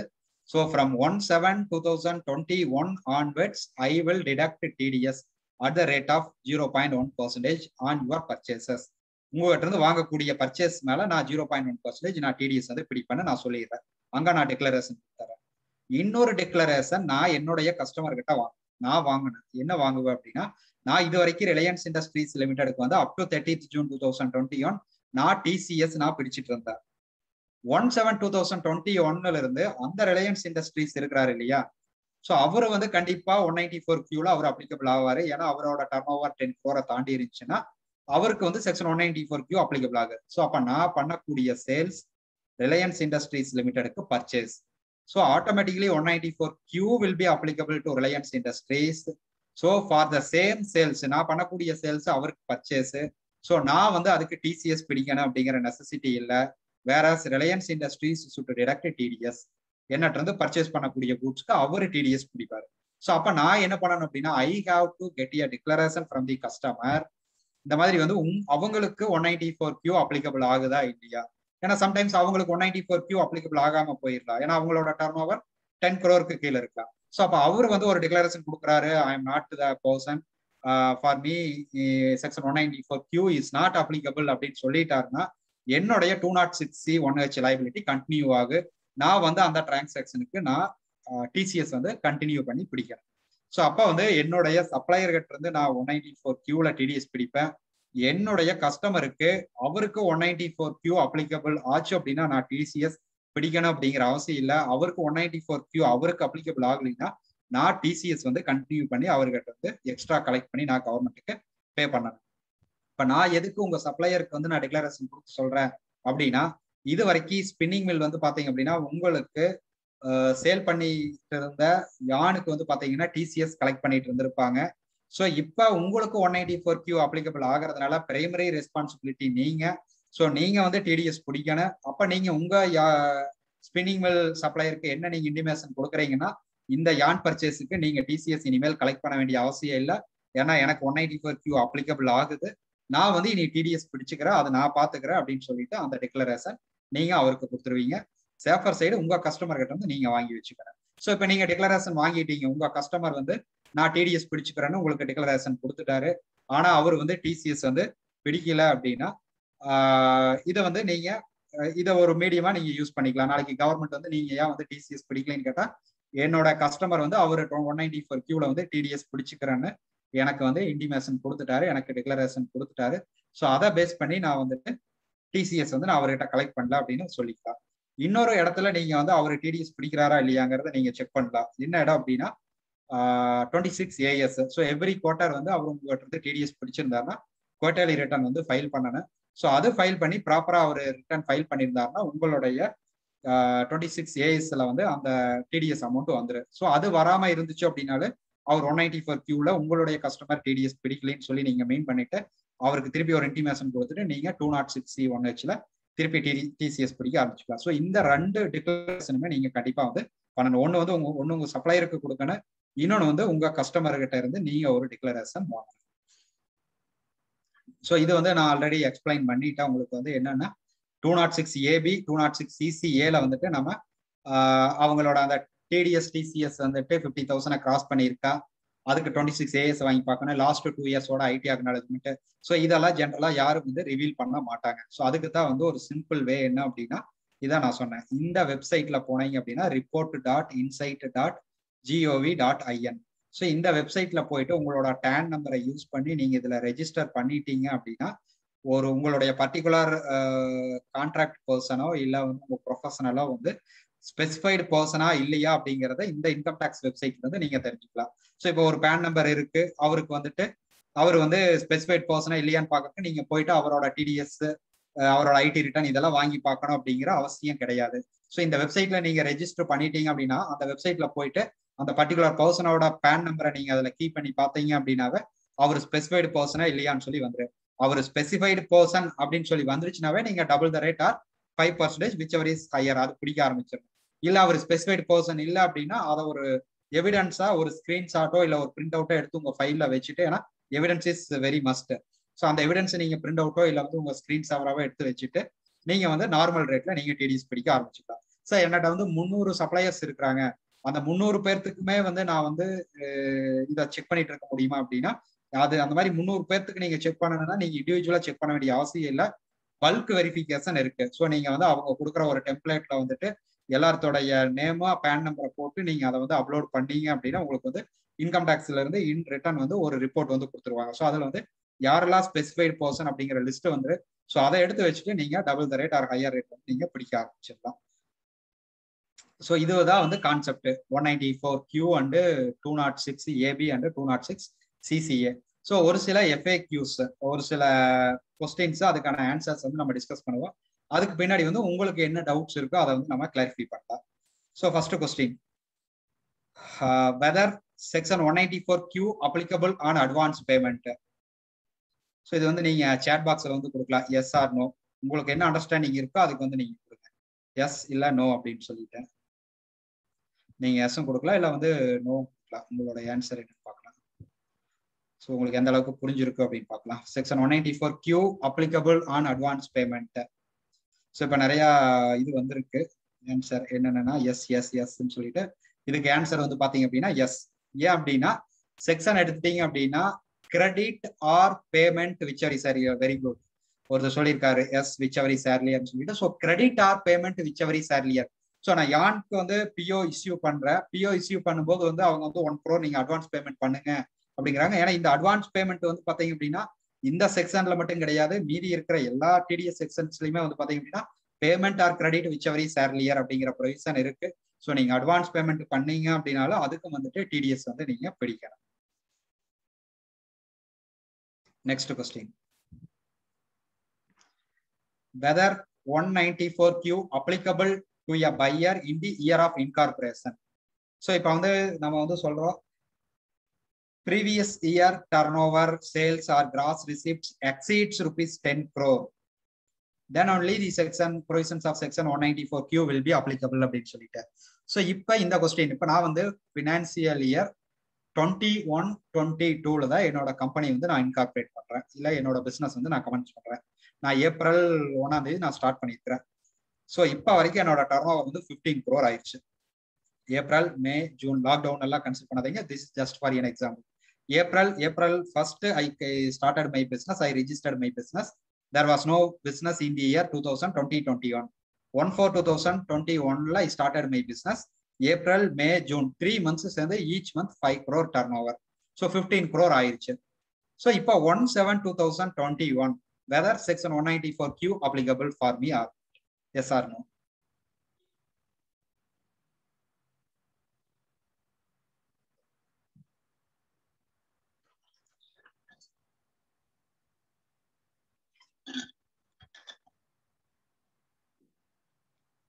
So the answer is no. Very good. நிறைய பேர் நோ சொல்லியிருக்காங்க.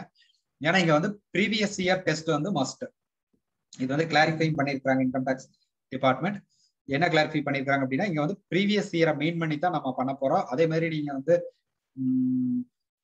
மற்ற செக்ஷன்ஸ் 194C இந்த செக்ஷனை எடுத்தீங்க அப்படின்னாலும் இப்போ பார்ட்னர்ஷிப் ஃபேமுக்கு வந்து பாத்தீங்க அப்படின்னா அந்த செக்ஷன் 194C வந்து from day 1 of registration applicable ஆகும். பட் இண்டிவிஜுவல் எடுத்துட்டீங்க அப்படின்னா இண்டிவிஜுவலுக்கு எடுத்தோம் அப்படின்னா எப்படின்னா ப்ரீவியஸ் இயர்ல அந்த 1 crore லிமிட்டா கிராஸ் ஆயிருந்துச்சுன்னா, ப்ரொஃபஷனலா இருந்தா 50 lakhs லிமிட்டா கிராஸ் ஆயிருந்துச்சுன்னா தான் கரண்ட் இயர்ல டிடிஎஸ் அப்ளிகபிள் அப்படின்னு நம்ம சொல்லுவோம். ஸோ அதே கான்செப்ட் தான் இங்கேயுமே. Previous year turnover 10 crore தாண்டி இருந்தா மட்டும்தான் இது அப்ளிகபிள் ஆகும். செக்ஷன் வந்து கிளியரா இருக்கு. ஸோ இந்த இயர் ஆஃப் இன்கார்பரேஷன் இப்போ நான் கரண்ட் இயர்ல இன்கார்பரேட் பண்ணிக்கிறேன். கரண்ட் இயர்ல my turn over might increase above 10 crore. So this section will not be applicable. Whether the turnover from non-business activity included in the term turnover. So example, my business turnover including GST is 9 crore. Okay, 9 crore. I am a proprietor. I am an individual. I am a proprietary business. So 9 crore irukku. I sold my one of my immovable property that is not a business asset. That is my personal asset. நான் வந்து 2 crore வந்து என்னோட ஒரு immovable property my land and building நான் வந்து 2 crore நான் வந்து sale பண்ணியிருக்கேன். என்னோட business turnover 9 crore, என்னோட personal receipt வந்து 2 crore. So my gross receipt of the previous year exceeds 10 crore. பிசினஸ்ல இருந்து 9 crore, நான் பிசினஸ் வந்து 2 crore. அப்ப இந்த நான் பிசினஸ் ஆக்டிவிட்டி இந்த டர்ன் ஓவர் இன்க்ளூட் ஆகுமா? அந்த 10 crore லிமிட்டுக்கு நான் இந்த 2 crore இன்க்ளூட் பண்ணி பார்க்கணுமா? செக்ஷன் 194Q வந்து எனக்கு அப்ளிகபிள் ஆகுமா ஆகாது? Yes or no? அப்ளிகபிள் ஆகுனா எஸ் கொடுங்க, அப்ளிகபிள் ஆகாது அப்படின்னா நோ. So no. ஏன் அப்படின்னா செக்ஷன்ல வந்து கிளியரா சொல்லியிருக்காங்க இது வந்து பிசினஸ் ரெசிப்ட். கிளாரிபிகேஷன்லயே ஸ்பெசிஃபிக்கா சொல்லியிருக்காங்க பர்சனல் ரெசிப்ட் வந்து பாத்தீங்க அப்படின்னா இந்த டர்ன் ஓவர் கிரைட்டீரியாவுக்கு நீங்க இன்க்ளூட் பண்ணி பார்க்க கூடாது. So non business activity turnover from non business activity will not be included for the purpose of turnover criteria for the applicability of section 194Q. Buyer failed to deduct TDS under section 194Q, but seller collect TCS under section 206C1H. Whether buyer can avoid consequences for non-deduction of TDS. இது already நான் சொல்லிட்டேன். 30th June 2021 board clarified this issue. Board வந்து என்ன clarify பண்ணியிருக்காங்க அப்படின்னா 194Qல வந்து pier fail ஆயிட்டாரு detect பண்றதுக்கு அப்படின்னா 206C1Hல செல்லர் வந்து TCS கலெக்ட் பண்ணியிருந்தாங்க அப்படின்னா it will B sufficient. Buyer will not face any consequences for non-deduction of TDS. Reason behind this is in both the sections the rate of TDS and TCS is same 0.1%, 0.1%. But இதே 194O அப்படின்னு சொல்லி ஒரு section இருக்கு 194O. So அது வந்து என்ன அப்படின்னா electronic e commerce operator. So e commerce operator அதுல வந்து பாத்தீங்கன்னா இ காமர்ஸ் பார்ட்டிசிபென்ட் அவங்க கிட்ட இருந்து 194Oல வந்து டிடிஎஸ் கலெக்ட் பண்ணணும் அப்படின்னு சொல்லிட்டு ஒரு ப்ரொவிஷன் இருக்கு. ஸோ அதுல வந்து பாத்தீங்க அப்படின்னா ஹையர் ரேட் சம் 1% இருக்குன்னு நினைக்கிறேன். அது வந்து 1% இருக்கு.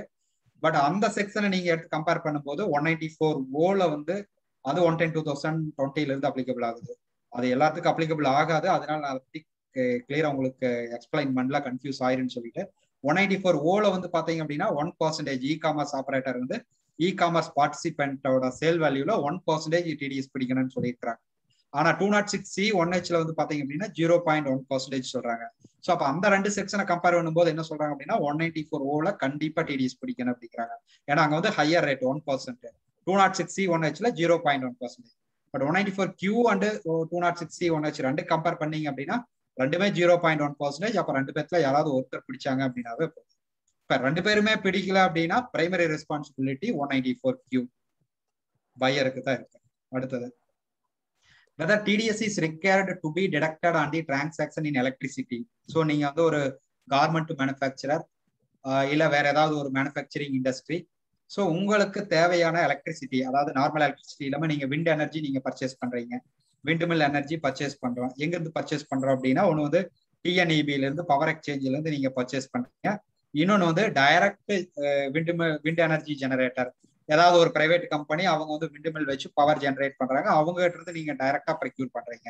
ஸோ அந்த டிரான்சாக்ஷனுக்கு இந்த டிடிஎஸ் அப்ளிகபிள் ஆகுமா? Yes or no? Yes no, எஸ்ன்னு ஒரு ஆன்சர் வந்திருக்கு, நோன்னு ஒரு ஆன்சர் வந்திருக்கு. ரெண்டு ஆன்சருமே வந்து கரெக்ட். எப்படின்னா ஃபர்ஸ்ட் கொஸ்டினுக்கான ஆன்சர் நோ. அதாவது நீங்க வந்து டிஎன்இபி ஆர் பவர் ஹவுஸ்ல இருந்து பவர் எக்ஸ்சேஞ்சில இருந்து நீங்க வந்துட்டு எலக்ட்ரிசிட்டி ப்ரொக்யூர் பண்ணீங்க அப்படின்னா 194Q will not be applicable. Answer is no. But அதே வந்து private generator private electricity generator அவங்க கிட்ட இருந்து வந்து நீங்க ப்ரொடியூசர் கிட்ட இருந்து நீங்க டைரக்டா வாங்குனீங்க அப்படின்னா 194Q will be applicable. இது வந்து இன்கம் டேக்ஸோட FAQல வந்து இதை வந்து கிளாரிஃபை பண்ணியிருக்காங்க. whether TDS should be deducted on the purchase of software. ஒரு ரெடிமேட் சாஃப்ட்வேர் இருக்கு, ஒரு இஆர்பி சொல்யூஷன் ரெடிமேட் சாஃப்ட்வேர் இருக்கு, அது வந்து 1 crore இருக்கு. அந்த 1 crore வேல்யூ ஆஃப் சாஃப்ட்வேர் வந்து நீங்க பர்ச்சேஸ் பண்றீங்க. ஸோ பர்ச்சேஸ் பண்ணும்போது செக்ஷன் 194Q அப்ளிகபிள் ஆகுமா? Yes yes yes no no yes. Okay, so இங்க வந்து என்ன கிளாரிஃபை பண்ணியிருக்காங்க அப்படின்னா இந்த FAQ எல்லாமே வந்து இன்கம் டேக்ஸ் போர்ட்டல்ல இருந்து எடுத்த FAQs தான். ஸோ இது வந்து என்ன கிளாரிஃபை பண்ணியிருக்காங்க அப்படின்னா சாஃப்ட்வேர் வந்து அவங்க வந்துட்டு for the purpose of income tax they classify it as a goods. So இது வந்து கூட்ஸா எடுத்துட்டு 194Q will be applicable. So இதே வந்து கஸ்டமைஸ்டு சாஃப்ட்வேர், இப்போ நீங்க வந்து உங்களுக்கு இந்த மாதிரி வேணும் அப்படின்னு சொல்லி நீங்க சாஃப்ட்வேர் டெவலப் பண்ணீங்க அப்படின்னா இது வந்து கான்ட்ராக்ட் கவர் 194C கவர் ஆகுது. ரெடிமேட் சாஃப்ட்வேர் வாங்கினீங்க அப்படின்னா 194Q கவர் ஆகுது. ஸோ இதை வந்து you should keep in mind. உங்க ஆர்கனைசேஷன்லயோ இல்லை உங்க கிளைண்ட்டோ வந்து ஏதாவது ஒரு டெய்லர் மேடு சாஃப்ட்வேர் வாங்கினாங்க அப்படின்னா it will be covered under section 194Q. இல்ல சாஃப்ட்வேர் வந்து ஓனா டெவலப் பண்ணோம் அப்படின்னா it will be covered under section 184C contract. whether TDS is liable to be deducted on purchase of jewelry not connected with business. Okay, so I am a businessman, I am a proprietary business. For me section 194Q applicable. I deducted a TDS for all my purchase of goods that will be reflected in trading account debit side as well as my capital asset, machinery purchase, furniture and fittings, etc. Now I purchase jewelry for my personal purpose, say 60 lakhs or 70 lakhs or 1 crore. Whether for that purchase I have to deduct TDS? Yes or no? No, no, no, no. So answer is no அப்படிங்கிறது no. ஏன்னா answer வந்து yes. இது என்ன clarify பண்ணியிருக்காங்க அப்படின்னா நீங்க turnover criteria applicability of section 194Q turnover criteria பார்க்கும்போது நீங்க பர்சனல் டர்ன் ஓவர், அதாவது personal receipts not connected with business நீங்க எடுக்க வேண்டிய அவசியம் இல்லை அப்படின்னு சொல்லிட்டு இங்க என்ன கிளாரிஃபை பண்ணியிருக்காங்க அப்படின்னா ஜஸ்ட் வந்து செக்ஷன் வந்து கூட்ஸ் அப்படின்னு மட்டும்தான் சொல்லியிருக்கு. 195Q எடுத்து பார்த்தீங்க அப்படின்னா ஃபார் பேமெண்ட் ஆஃப் கூட்ஸ் அப்படின்னு மட்டும்தான் இருக்கு. அந்த கூட்ஸ் வந்து whether it is related to business R it is not connected with business அப்படிங்கிறது சைலண்டா இருக்கு. ஆனா அவங்களுடைய கிளாரிஃபிகேஷன்ல இன்கம் டேக்ஸ் டிபார்ட்மெண்டோட கிளாரிஃபிகேஷன்ல இதுக்கு டிடிஎஸ் நீங்க பிடிக்கணும் அப்படின்னு வந்து சொல்லியிருக்காங்க. So you should be very careful. So இதுக்கு நீங்க டிடிஎஸ் பிடிக்கணும். அப்போ ஆட்டோமேட்டிக்கா இன்னொரு கான்செப்ட் நம்ம என்ன எடுக்கலாம் அப்படின்னா a proprietor constructed a residential building, a proprietor constructed a residential building and procure material for the construction, cement purchase, steel purchase, இல்ல வந்து flooring materials purchase. ஸோ இது எல்லாம் பர்ச்சேஸ் பண்ணும்போது அது 50 lakhs கிராஸ் பண்ணிச்சுனால you are liable to deduct TDS under section 194Q. அது வந்து keep it in mind. ஏன்னா இது வந்து it is very clearly clarified by department. அவங்களோட FAQsலயே அது வந்து இருக்கு. whether tax is to be deducted on the purchase of goods by one branch from another branch. Okay, so I'm having a branch in Tirupur, and I'm having head office at Tirupur, and I'm having a branch at Bengaluru. So நான் என்ன பண்றேன் அப்படின்னா, திருப்பூர்ல இருந்து 1 crore value of goods வந்துட்டு நான் வந்து பிரான்ச்சுக்கு நான் சென்ட் பண்றேன் அப்படின்னா, பிரான்ச்சோட புக்ல என்ன பண்ணுவாங்க அப்படின்னா, கூட்ஸ் ஃப்ரம் ஹெச்ஓ அது வந்து பர்ச்சேஸ் அப்படின்னு சொல்லி மீன் பண்ணுவாங்க. அதுக்கு வந்து நீங்க டிடிஎஸ் பிடிக்கணுமா அப்படின்னா ஆன்சர் வந்து நோ. ஏன்னா இது வந்து ஒரே பேன் ஒருத்தர்கிட்ட இருந்து இன்னொரு ஒரு கையில இருந்து இன்னொரு கைக்கு போகுது. ஸோ இதுக்கு வந்து நீங்க டிடிஎஸ் பிடிக்க வேண்டியது இல்லை அப்படின்ட்டாங்க. Is section 184Q applicable to barter exchange of goods? இது oftenly it will happen in our area. என்ன ஆகும் அப்படின்னா, there are two garment manufacturers. A, B. So A என்ன பண்றாரு அப்படின்னா, he sold fabric to B for 1 crore. Okay, A sold fabric to B 1 crore. அதுக்கப்புறம் என்ன பண்றாரு அப்படின்னா, B வந்து கொஞ்ச நாள் கழிச்சு என்ன பண்றாரு அப்படின்னா, B again sold அந்த அதே ஃபேப்ரிக் கிடையாது. ஏன்னா A வந்து கொஞ்சம் சர்ப்ளஸ் ஃபேப்ரிக் வச்சிருந்தாரு, பிக்கு வந்து அது இமிடியேட்டா தேவைப்பட்டுச்சு. அதனால B என்ன பண்றாரு அப்படின்னா, A வந்துட்டு 1 crore வேல்யூ ஆஃப் ஃபேப்ரிக் வந்து B வந்து பர்ச்சேஸ் பண்ணிட்டாரு. ஆனா அதுக்கு இன்னும் வந்து still amount is not paid. ஒரு 10 days கழிச்சு என்ன பண்றாரு அப்படின்னா, B வேற டைப் ஆஃப் வேற ஸ்டைல் வேற கலர் ஆஃப் ஃபேப்ரிக் இருக்கு, அது வந்து ஏக்கு தேவைப்படுது. ஸோ ஏ என்ன பண்றாரு அப்படின்னா, you supply me that goods அப்படிங்கிறாரு. ஸோ அப்ப இவர் 1 crore வேல்யூ இங்க இருந்து கொடுத்திருந்தாரு, அவர் அங்கிருந்து 1 crore value of fabric some other fabric, same fabric இல்ல some other fabric he given. So இப்போ என்ன ஆகுது அப்படின்னா, இங்க வந்து நோ பேமெண்ட்டே இல்லை. இவரு 1 crore வேல்யூ ஆஃப் ஃபேப்ரிக் கொடுத்திருக்காரு, இவர் ரிட்டர்ன் என்ன பண்ணியிருக்காருன்னா, இவர் வேற ஒரு ஃபேப்ரிக் 1 crore வேல்யூ கொடுத்துறாரு, அக்கௌண்ட் டேலிடு. ஸோ இப்போ இந்த டிடிஎஸ் 194Q அப்ளிகபிள் ஆகுமா, டிடிஎஸ் பிடிக்கணுமா? Yes or no? ஏன்னா இது ஆஃபன்லி ஹேப்பன்ட். நிறைய வந்து இது இந்த ஒரு 2-3 daysலயே வந்து என்னோட கிளைண்ட்ஸ் நிறைய எனக்கு வந்து கொஸ்டின் பண்ணாங்க, இது பிடிக்கணுமா இல்லையா அப்படின்னு சொல்லிட்டு. Answer yes. எஸ் அப்படிங்கிறது கரெக்ட். ஏன் அப்படின்னா, நீங்க வந்து செக்ஷனை எடுத்து பார்த்தீங்க அப்படின்னா, 194Q செக்ஷனை எடுத்து பார்த்தீங்க அப்படின்னா, credit or payment in any mode அப்படிங்கிறாங்க. Payment in any mode. So payment in monetary value அப்படின்னு சொல்லல செக்ஷன்ல, பேமெண்ட் இன் எனி மோட் அப்படிங்கிறாங்க. ஸோ ஐ சோல்டு ஃபேப்ரிக், அதுக்கான பேமெண்ட் எனக்கு என்னது, இன் எனி மோடு, எனக்கு ரிட்டர்ன் வேற ஃபேப்ரிக் நான் பர்ச்சேஸ் பண்ணிருப்பேன். ஸோ இதுக்கான கன்சிடரேஷன் அந்த ஃபேப்ரிக், ஸோ இதுக்கான கன்சிடரேஷன் வேற மோட்ல எனக்கு வந்திருக்கு. ஸோ அவரை இன்னொருத்தரை பொறுத்த வரைக்கும் வந்து பாத்தீங்க அப்படின்னா, அவரோட கன்சிடரேஷன் வேற மோட்ல வந்திருக்கு. So 2 பேர்த்துக்குமே 10 crore turn over last இயர்ல தாண்டி இருந்துச்சு அப்படின்னா 2 பேர்த்துக்குமே டிடிஎஸ் லைபிலிட்டி இருக்கு. ஸோ இதை வந்து நீங்க கிளியரா மைண்ட்ல வச்சுக்கோங்க. ஏன்னா இந்த மாதிரியான டிரான்சாக்ஷன் நிறைய நடக்குது. ஃபேப்ரிக் கொடுப்பாங்க, திருப்பி வந்து கார்மெண்ட்ஸ் சப்ளை பண்ணுவாங்க, டிஃபரன்ஸ் இருக்கிற அமௌண்ட் வந்துட்டு மணியா செட்டில்மெண்ட் பண்ணுவாங்க. ஸோ அப்படிங்கிறப்ப உங்களை பொறுத்த வரைக்கும் கண்ணை மூடிட்டு நீங்க என்ன பண்ணணும்னா, உங்களுக்கு பர்ச்சேஸ் அந்த என்டையர் பர்ச்சேஸ்க்கு அப்படியே நீங்க டிடிஎஸ் பிடிச்சிடணும். ஆப்போசிட் சைட்ல அவர் என்ன பண்ணுவார்னா, உங்களுக்கான சேல்ஸ் வந்து அவருக்கான பர்ச்சேஸ். ஸோ அவர் வந்து அதை மைண்ட்ல வச்சுட்டு ஹி வில் மேக் என்னது, அவர் டிடிஎஸ் பிடிப்பாரு. இல்லை அவருக்கு டிடிஎஸ் லைபிலிட்டி இல்லை அப்படின்னா நீங்க ஆட்டோமேட்டிக்கா டிசிஎஸ் அண்டர் செக்ஷன் 206C 1Hல பிடிக்கணும். அதனாலதான் நான் ஃபர்ஸ்ட் வந்து 206C 1H உங்களுக்கு அப்ளிகபிள் எக்ஸ்பிளைன் பண்ண, அதுவும் வந்து சேர்த்து நீங்க பிடிக்க வேண்டிய நெசசிட்டி வரலாம். If the seller has multiple units, whether purchases made from different units need to be aggregated. Okay, இது திருப்பி கீழே இருக்கிற கொஸ்டின் ரிப்பீட் ஆயிடுச்சு, மேல இருக்கிற கொஸ்டின் மட்டும் பாருங்க. If the seller has multiple units, அதாவது ஒரே என்ன சொல்லலாம், நீங்க திருப்பி வந்துட்டு நம்ம ஸ்பின்னிங் மில் எக்ஸாம்பிளுக்கே போகலாம். ஸ்பின்னிங் மில் எக்ஸாம்பிளுக்கே போகும்போது, ஒரே ஸ்பின்னிங் மில் அவங்களுடைய ஃபேக்டரி வந்து பாத்தீங்க அப்படின்னா நிறைய பிளேசஸ்ல இருக்கு. தமிழ்நாட்டுல ஒரு ஸ்பின்னிங் யூனிட் வச்சிருக்காங்க, கர்நாடகாவில் ஒரு ஸ்பின்னிங் யூனிட் இருக்கு, ஆந்திர பிரதேஷ்ல ஒரு ஸ்பின்னிங் யூனிட் இருக்கு. பட் அண்டர் ஒன் நேம், ஒரே private limited company, but having 3 factories. So இப்போ நீங்க என்ன பண்றீங்க அப்படின்னா, தமிழ்நாடு ஃபேக்டரியில இருந்து ஒரு 30 lakhs வாங்குறீங்க, கர்நாடகா ஃபேக்டரியில இருந்து ஒரு 40 lakhs வாங்குறீங்க, ஆந்திர பிரதேஷ் ஃபேக்டரியில இருந்து ஒரு 20 lakhs வாங்குறீங்க. ஸோ 30, 40, 20. ஸோ இப்போ இந்த பர்ச்சேஸுக்கு வந்து நம்ம வந்து அக்ரிகேட் பண்ணி பார்க்கணுமா, இல்ல இது இண்டிவிஜுவலா ஒவ்வொரு யூனிட்ல இருந்து 50 lakhsக்குள்ள இருக்கு அப்படின்னு சொல்லிட்டு நம்ம டிடிஎஸ் பிடிக்காம விட்டாமா? whether it is liable to TDS or not. Yes or no? Yes means liable to TDS. No means not liable to TDS, because each unit the amount does not exceed 50 lakhs. But in aggregate, exceed 50 lakhs.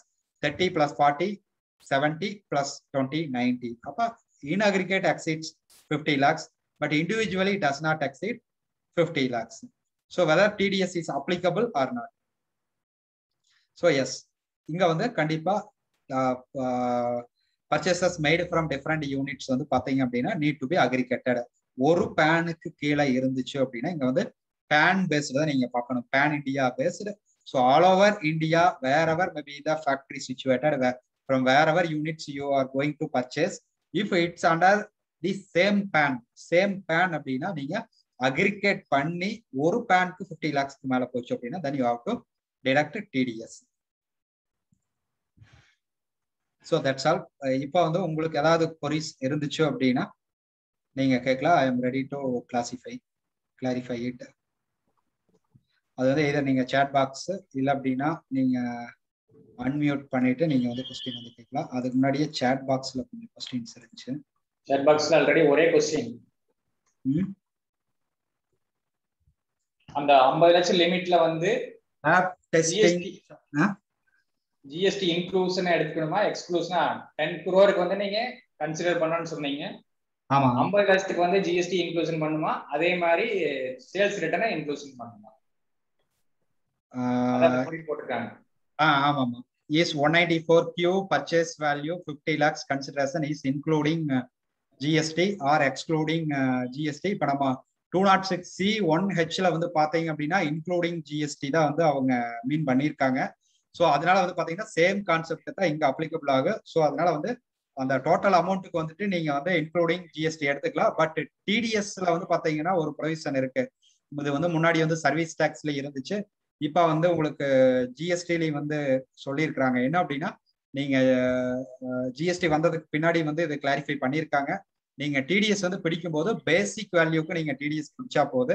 So அப்ப வந்து ஜிஎஸ்டியை exclude பண்ணிட்டு என்ன amount இருக்கோ அந்த amount நீங்க வந்து TDS பிடிச்சா போது. சேஃபர் சைடு வந்து அந்த அப்ளிகபிலிட்டி 50 lakhsக்கு வந்து நீங்க take including GST value but deduct TDS only for the basic value and whether purchase return to be set off or not in the 50 lakhs value. So இப்ப இதுல வந்து என்ன சொல்லியிருக்காங்க அப்படின்னா ஒரு இது வந்து நீங்க வந்து அந்த வேல்யூ வந்து பாத்தீங்க அப்படின்னா எந்த அட்ஜஸ்ட்மெண்ட்டும் பண்ணாம எடுக்கணும் அப்படின்னு வந்து தான் சொல்லியிருக்காங்க.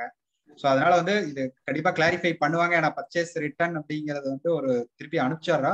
ஆனா இப்ப இருக்கக்கூடிய சிச்சுவேஷன்ல வந்து என்னோட ஒப்பீனியன் வந்து பாத்தீங்கன்னா அவங்க அந்த கிளாரிஃபை பண்ணிருக்கிறத வச்சு பார்க்கும்போது அவங்க அந்த வேல்யூக்கு வந்து எந்த அட்ஜஸ்ட்மெண்ட்டும் பண்ணாம எடுக்கணும் அப்படின்னு சொன்னதுனால அந்த பர்ச்சேஸ் ரிட்டர்னை வந்து கன்சிடர் பண்ணாம தான் டிடிஎஸ் வந்து நம்ம பிடிக்கணும். ஏன்னா நீங்க டிசிஎஸ்லயும் வந்து அதே மாதிரி தான் இருக்கு. டிசிஎஸ்லயும் வந்து பாத்தீங்க அப்படின்னா அந்த கான்செப்ட் தான் இருக்கு. ஆனா டிசிஎஸ்ல வந்து என்ன அப்படின்னா நம்ம வந்து ரெசிப்ட் பேசிஸ்ல நம்ம பார்ப்போம். என்ன அமௌண்ட் வந்து ரெசிப்ட் ஆகுதோ அந்த வேல்யூக்கு பார்ப்போம். இங்க வந்து அந்த பர்ச்சேஸ் ரிட்டர்ன் மட்டும் அது நான் கிளாரிஃபை பண்ணி சொல்றேன். நீங்க திருப்பி யாரு ரைஸ் பண்ணிருக்கீங்களா அந்த பர்ச்சேஸ் ரிட்டர்ன் எனக்கு கொஞ்சம் டவுட்டா இருக்கு. நான் திருப்பி நீங்க எனக்கு கான்டாக்ட் பண்ணுங்க, நான் வந்துட்டு அதை கிளாரிஃபை பண்ணி சொல்றேன். Kindly reclarify regarding considering one financial year filing is enough. அதாவது இப்ப இருக்கிற செப்டம்பர் 21 வரைக்கும் 30 செப்டம்பர் 2021 வரைக்கும் வந்து பாத்தீங்க அப்படின்னா ஃபினான்சியல் இயர் 18-19 ஆர் 19-20 அந்த 2 இயர்ல ஏதாவது ஒரு year will be sufficient. First October போயிட்டீங்க அப்படின்னா 19-20 ஆர் 20-21 இந்த 2 இயர்ல ஏதாவது ஒரு இயர். வேற யாராவது ஏதாச்சும் क्वेश्चन ஆன்சர் chat பாக்ஸ்ல போடுங்க. அதர்வைஸ்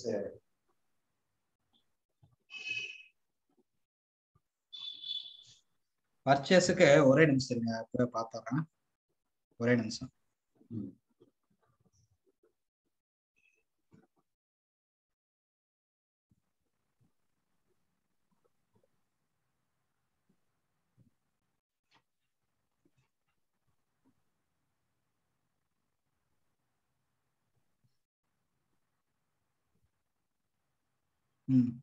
அதாவது இதுல சொல்லியிருக்காங்க, கிளாரிஃபை பண்ணியிருக்காங்க. 30th June circular number 13/2021 While circular number 17 of 2020 dated 29th September 2020, it was clarified that no adjustment on account of GST is required to be made for collection of tax purchase return கேட்டிருக்காங்க இல்லைங்களா? Purchase return. Purchase return.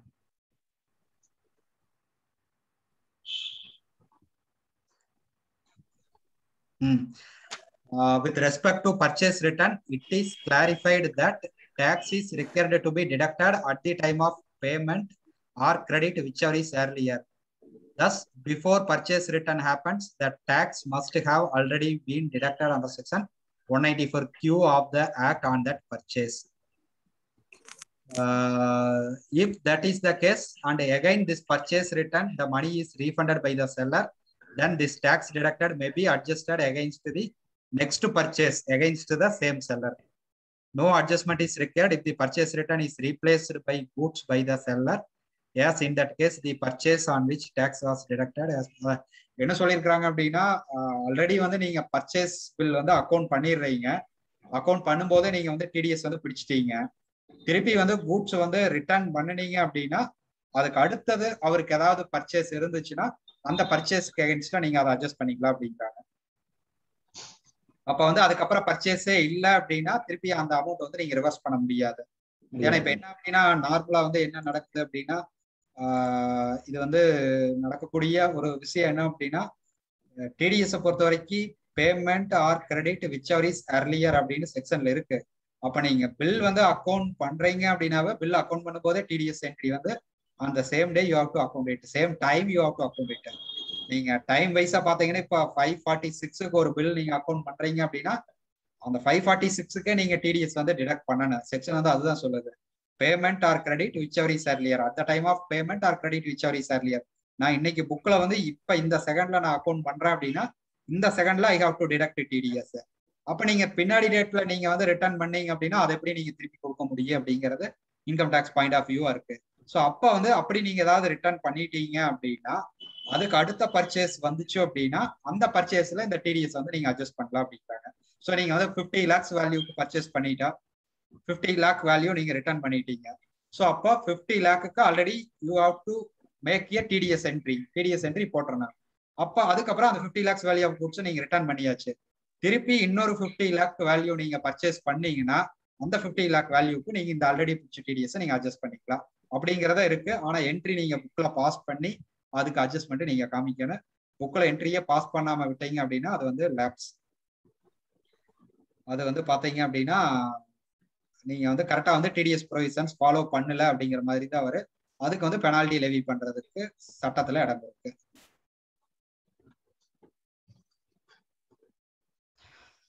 So வேற ஏதாச்சும் doubt இருக்கா? ஒருத்தர் வந்து summarise பண்ண சொல்லி கேட்டிருக்காரு. சமரைஸ் அப்படிங்கிறது சிம்பிள். 194Q எடுத்துக்கங்க. உங்களுக்கு அப்ளிகபிள் ஆகுமா ஆகாதான்னு பாருங்க. அப்ளிகபிள் ஆச்சு அப்படின்னா உங்களுடைய சப்ளையர் எல்லாத்துக்கும் வந்து, அதாவது purchase parties capital goods purchase பண்ணீங்கன்னா அவங்களுக்கு ஒரு டிக்ளரேஷன் அனுப்புங்க. 194Qல வந்துட்டு நாங்க ரெஸ்பான்சிபிள், நீங்க வந்து டிசிஎஸ் அதாவது பிடிச்சிட்டு இருந்தீங்கன்னா டிசிஎஸ் பிடிக்க வேண்டாம், நாங்க டிடிஎஸ் பிடிச்சிக்கிறோம் அப்படின்ட்டு ஒரு டிக்ளரேஷன் அனுப்பிச்சிருங்க. அதுக்கப்புறம் அவங்கள வந்து ஸ்பெசிஃபைடு பர்சனா இல்லையான்னு சொல்லி இன்கம் டேக்ஸ் போர்ட்டல்ல வெரிஃபை பண்ணிக்கோங்க. இது வந்து 194Qவை பொறுத்த வரைக்கும். திருப்பி 206C1H நீங்க கன்டினியூ பண்ணணுமா வேண்டாமான்னு முடிவு பண்ணணும்னா உங்க கஸ்டமர் கிட்ட அவங்க 194Q ஃபாலோ பண்றாங்களா இல்லையான்னு டிக்ளரேஷன் வாங்கிக்குவாங்க. இது வந்து 206C1Hக்கும் 194Qக்கும் போகுது. 206AB அண்ட் 206CCA வந்து வெரி சிம்பிள். நீங்க இப்ப டிடிஎஸ் பிடிச்சிட்டு இருக்கிறீங்க, அந்த பார்ட்டியோட பேன் நம்பர் எல்லாம் எடுங்க, அந்த இன்கம் டேக்ஸ் போர்ட்டல்ல ரெஜிஸ்டர் பண்ணுங்க. போய் இந்த பேன் நம்பர் அதுல டைப் பண்ணி அவங்க ஸ்பெசிஃபைடு பர்சனா இல்லையான்னு பாருங்க. அவங்க ஸ்பெசிஃபைடு பர்சன் இல்லை அப்படின்னா அந்த எவிடன்ஸ் வந்து நீங்க ரெக்கார்ட்ல வச்சுட்டு நார்மலா டிடிஎஸ் பிடிச்சிட்டு இருங்க, எந்த பிரச்சனையும் கிடையாது. அவங்க ஸ்பெசிஃபைடு பர்சன் வந்தாங்க அப்படின்னா அவங்களுக்கு வந்து நீங்க ஒரு இன்டிமேஷன் கொடுத்துருங்க, நீங்க வந்து ஸ்பெசிஃபைடு பர்சன்ங்கிற கேட்டகரியில வந்திருக்கீங்க, அதனால உங்களுக்கு வந்து நாங்க ஹையர் ரேட்ல டிடிஎஸ் பிடிக்கிறோம் அப்படின்னு சொல்லி ஒரு இன்டிமேஷன் கொடுத்துட்டு நீங்க ஹையர் ரேட்ல டிடிஎஸ் பிடிச்சு ரெமிட் பண்ணிருங்க. ஸோ இதுதான் வந்து summarise 194Q and 206AB and 206. இன்னொரு கொஸ்டின் ஒன்று போட்டிருக்காரு பாருங்க. Sir, disallowance for non-deduction of higher rate of TDS detect, அதாவது ஹையர் ரேட் பிடிக்காம நார்மல் ரேட் பிடிச்சா டிஸ்அலவன்ஸ் ஆகுமா அப்படின்னு சொல்லி கேட்டிருக்காங்க. அதுல வந்து என்ன சொல்லியிருக்கிறாங்க அப்படின்னா செக்ஷன்ல வந்து நீங்க கண்டிப்பா டிஸ்அலவ் ஆகும். ஏன்னா அந்த சாப்டர்ல சொல்லியிருக்கிற மாதிரி நீங்க டிடிஎஸ் பிடிக்கல. செக்ஷன் 40A வந்து என்ன சொல்றாங்க அப்படின்னா tax is not deducted in accordance with particular chapter. So அப்ப அந்த சாப்டர் படி நீங்க பிடிக்கலாம். அந்த சாப்டர்ல வந்து இது 194(206)AB அந்த சாப்டர்ல வருது அப்படிங்கிறப்ப அந்த சாப்டர் படி நீங்க டிடிஎஸ் வந்து பிடிக்கல, ஹையர் ரேட்டுக்கு பதிலாக லோயர் ரேட் பிடிச்சிருக்கிறீங்க அப்படின்னா கண்டிப்பா உங்களுக்கு டிஸ்அலவன்ஸ் வரும். ஏன்னா 40A வந்து அந்த சாப்டர் தான் சொல்றாங்க. நீங்க வந்து ஹையர் ரேட்டா லோயர் ரேட்டா அதெல்லாம் சொல்றது இல்லை. If tax is not deducted in accordance with chapter அந்த சாப்டர் நம்பரை சொல்லும் போது நீங்க வந்து கண்டிப்பா லோயர் ரேட்ல பிடிச்சிங்க அப்படின்னாலும் உங்களுக்கு டிஸ்அலவன்ஸ் வந்து வரும்.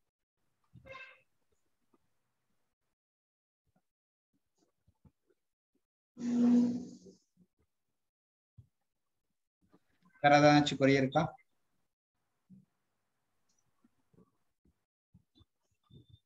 சேம் 30%. அது இப்ப இது பண்ணிட்டு மறுபடியும் நீங்க வந்து ஹையர் ரேட் குடிச்சீங்க அப்படின்னா அந்த இயர்ல வந்து உங்களுக்கு வந்து அலோவபிலிட்டி ஆயிருக்கு. ஏன்னா நிறைய வந்து அந்த இதுல confuse ஆகிக்கிறாங்க. 194Q and 206C 1H அதுல. ஏன்னா 206AB CCA வெரி கிளியர். நீங்க ஜஸ்ட் போய் இன்கம் டேக்ஸ் போர்ட்டல்ல போய் வெரிஃபை பண்ணிட்டீங்கன்னா வேலை முடிச்சு. 194Q தான் வந்து நீங்க வந்து டிடிஎஸ் பிடிக்கிறீங்கிறத இன்டிமேட் பண்ணிடணும். உங்க கஸ்டமர் டிடிஎஸ் பிடிக்கிறாங்களாங்கிறத கேட்டுக்கணும். அவங்க பிடிக்கலைன்னா நீங்க, ஏன்னா உங்களுக்கு வந்து ரெண்டுமே வரலாம். 194Qல நீங்க டிடிஎஸ் கம்பல்சரியா பிடிப்பீங்க.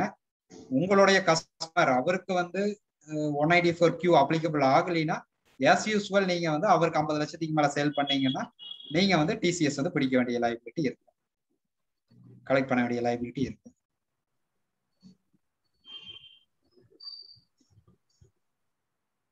வேற யாராருக்கு ஏதாச்சும் சந்தேகம் இருக்குதுங்களா? ஸோ எதுவும் இல்லை. ஸோ அதனால வந்து என்னோட உரையை வந்து நான் இதோட வந்து கன்க்ளூட் பண்ணிக்கிறேன்.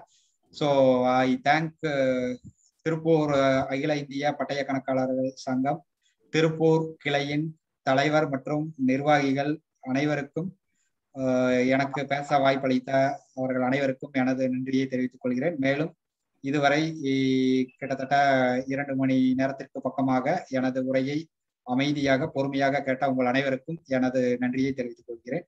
Over to chairman. Thank you Senthil. உங்களுடைய விரிவான விளக்கு உரைக்கு மிக்க நன்றி. யாருக்குமே சந்தேகம் வராத அளவுல மிக தெளிவாகவும் சிறப்பாகவும் ஒரு விளக்கு உரை அளித்தீர்கள்.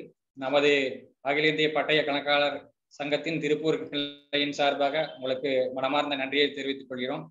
அதே போல இந்த நிகழ்ச்சியில் பங்கு பெற்ற அனைவருக்கும் நமது திருப்பூர் கிளையின் சார்பாக நன்றியை தெரிவித்துக் கொள்கிறோம். அதே போல உங்களுக்கு தெரிஞ்சவங்க யாராச்சும் இப்பதான் ஜாயின் பண்ண அல்ல வந்து எங்களால இதை கேட்க முடியலன்னு ஃபீல் பண்ண வேண்டாம். அதே மாதிரி உங்களுக்கு டவுட் இருந்தும் மறுபடியும் இன்னொருக்க கேட்கணும்னு நினைக்க வேண்டாம். கண்டிப்பா ஒரு வாரத்துல வந்து இது நம்ம CA Tiruppur ICI Tiruppur YouTube சேனல்ல லோட் பண்ணிருவோம். அதுக்கப்புறம் நீங்க பாத்துக்கலாம். உங்களுக்கு எப்ப வேணாலும் அந்த சேனல்ல போய் நீங்க எப்ப வேணாலும் இந்த நிகழ்ச்சியை பார்த்து உங்களுக்கு பயனடைஞ்சுக்கலாம். ஆகவே மீண்டும் ஒரு முறை உங்கள் அனைவருக்கும் நன்றியை தெரிவித்துக் கொண்டு இந்த நிகழ்ச்சியை நிறைவு செய்வோமாக. நன்றி.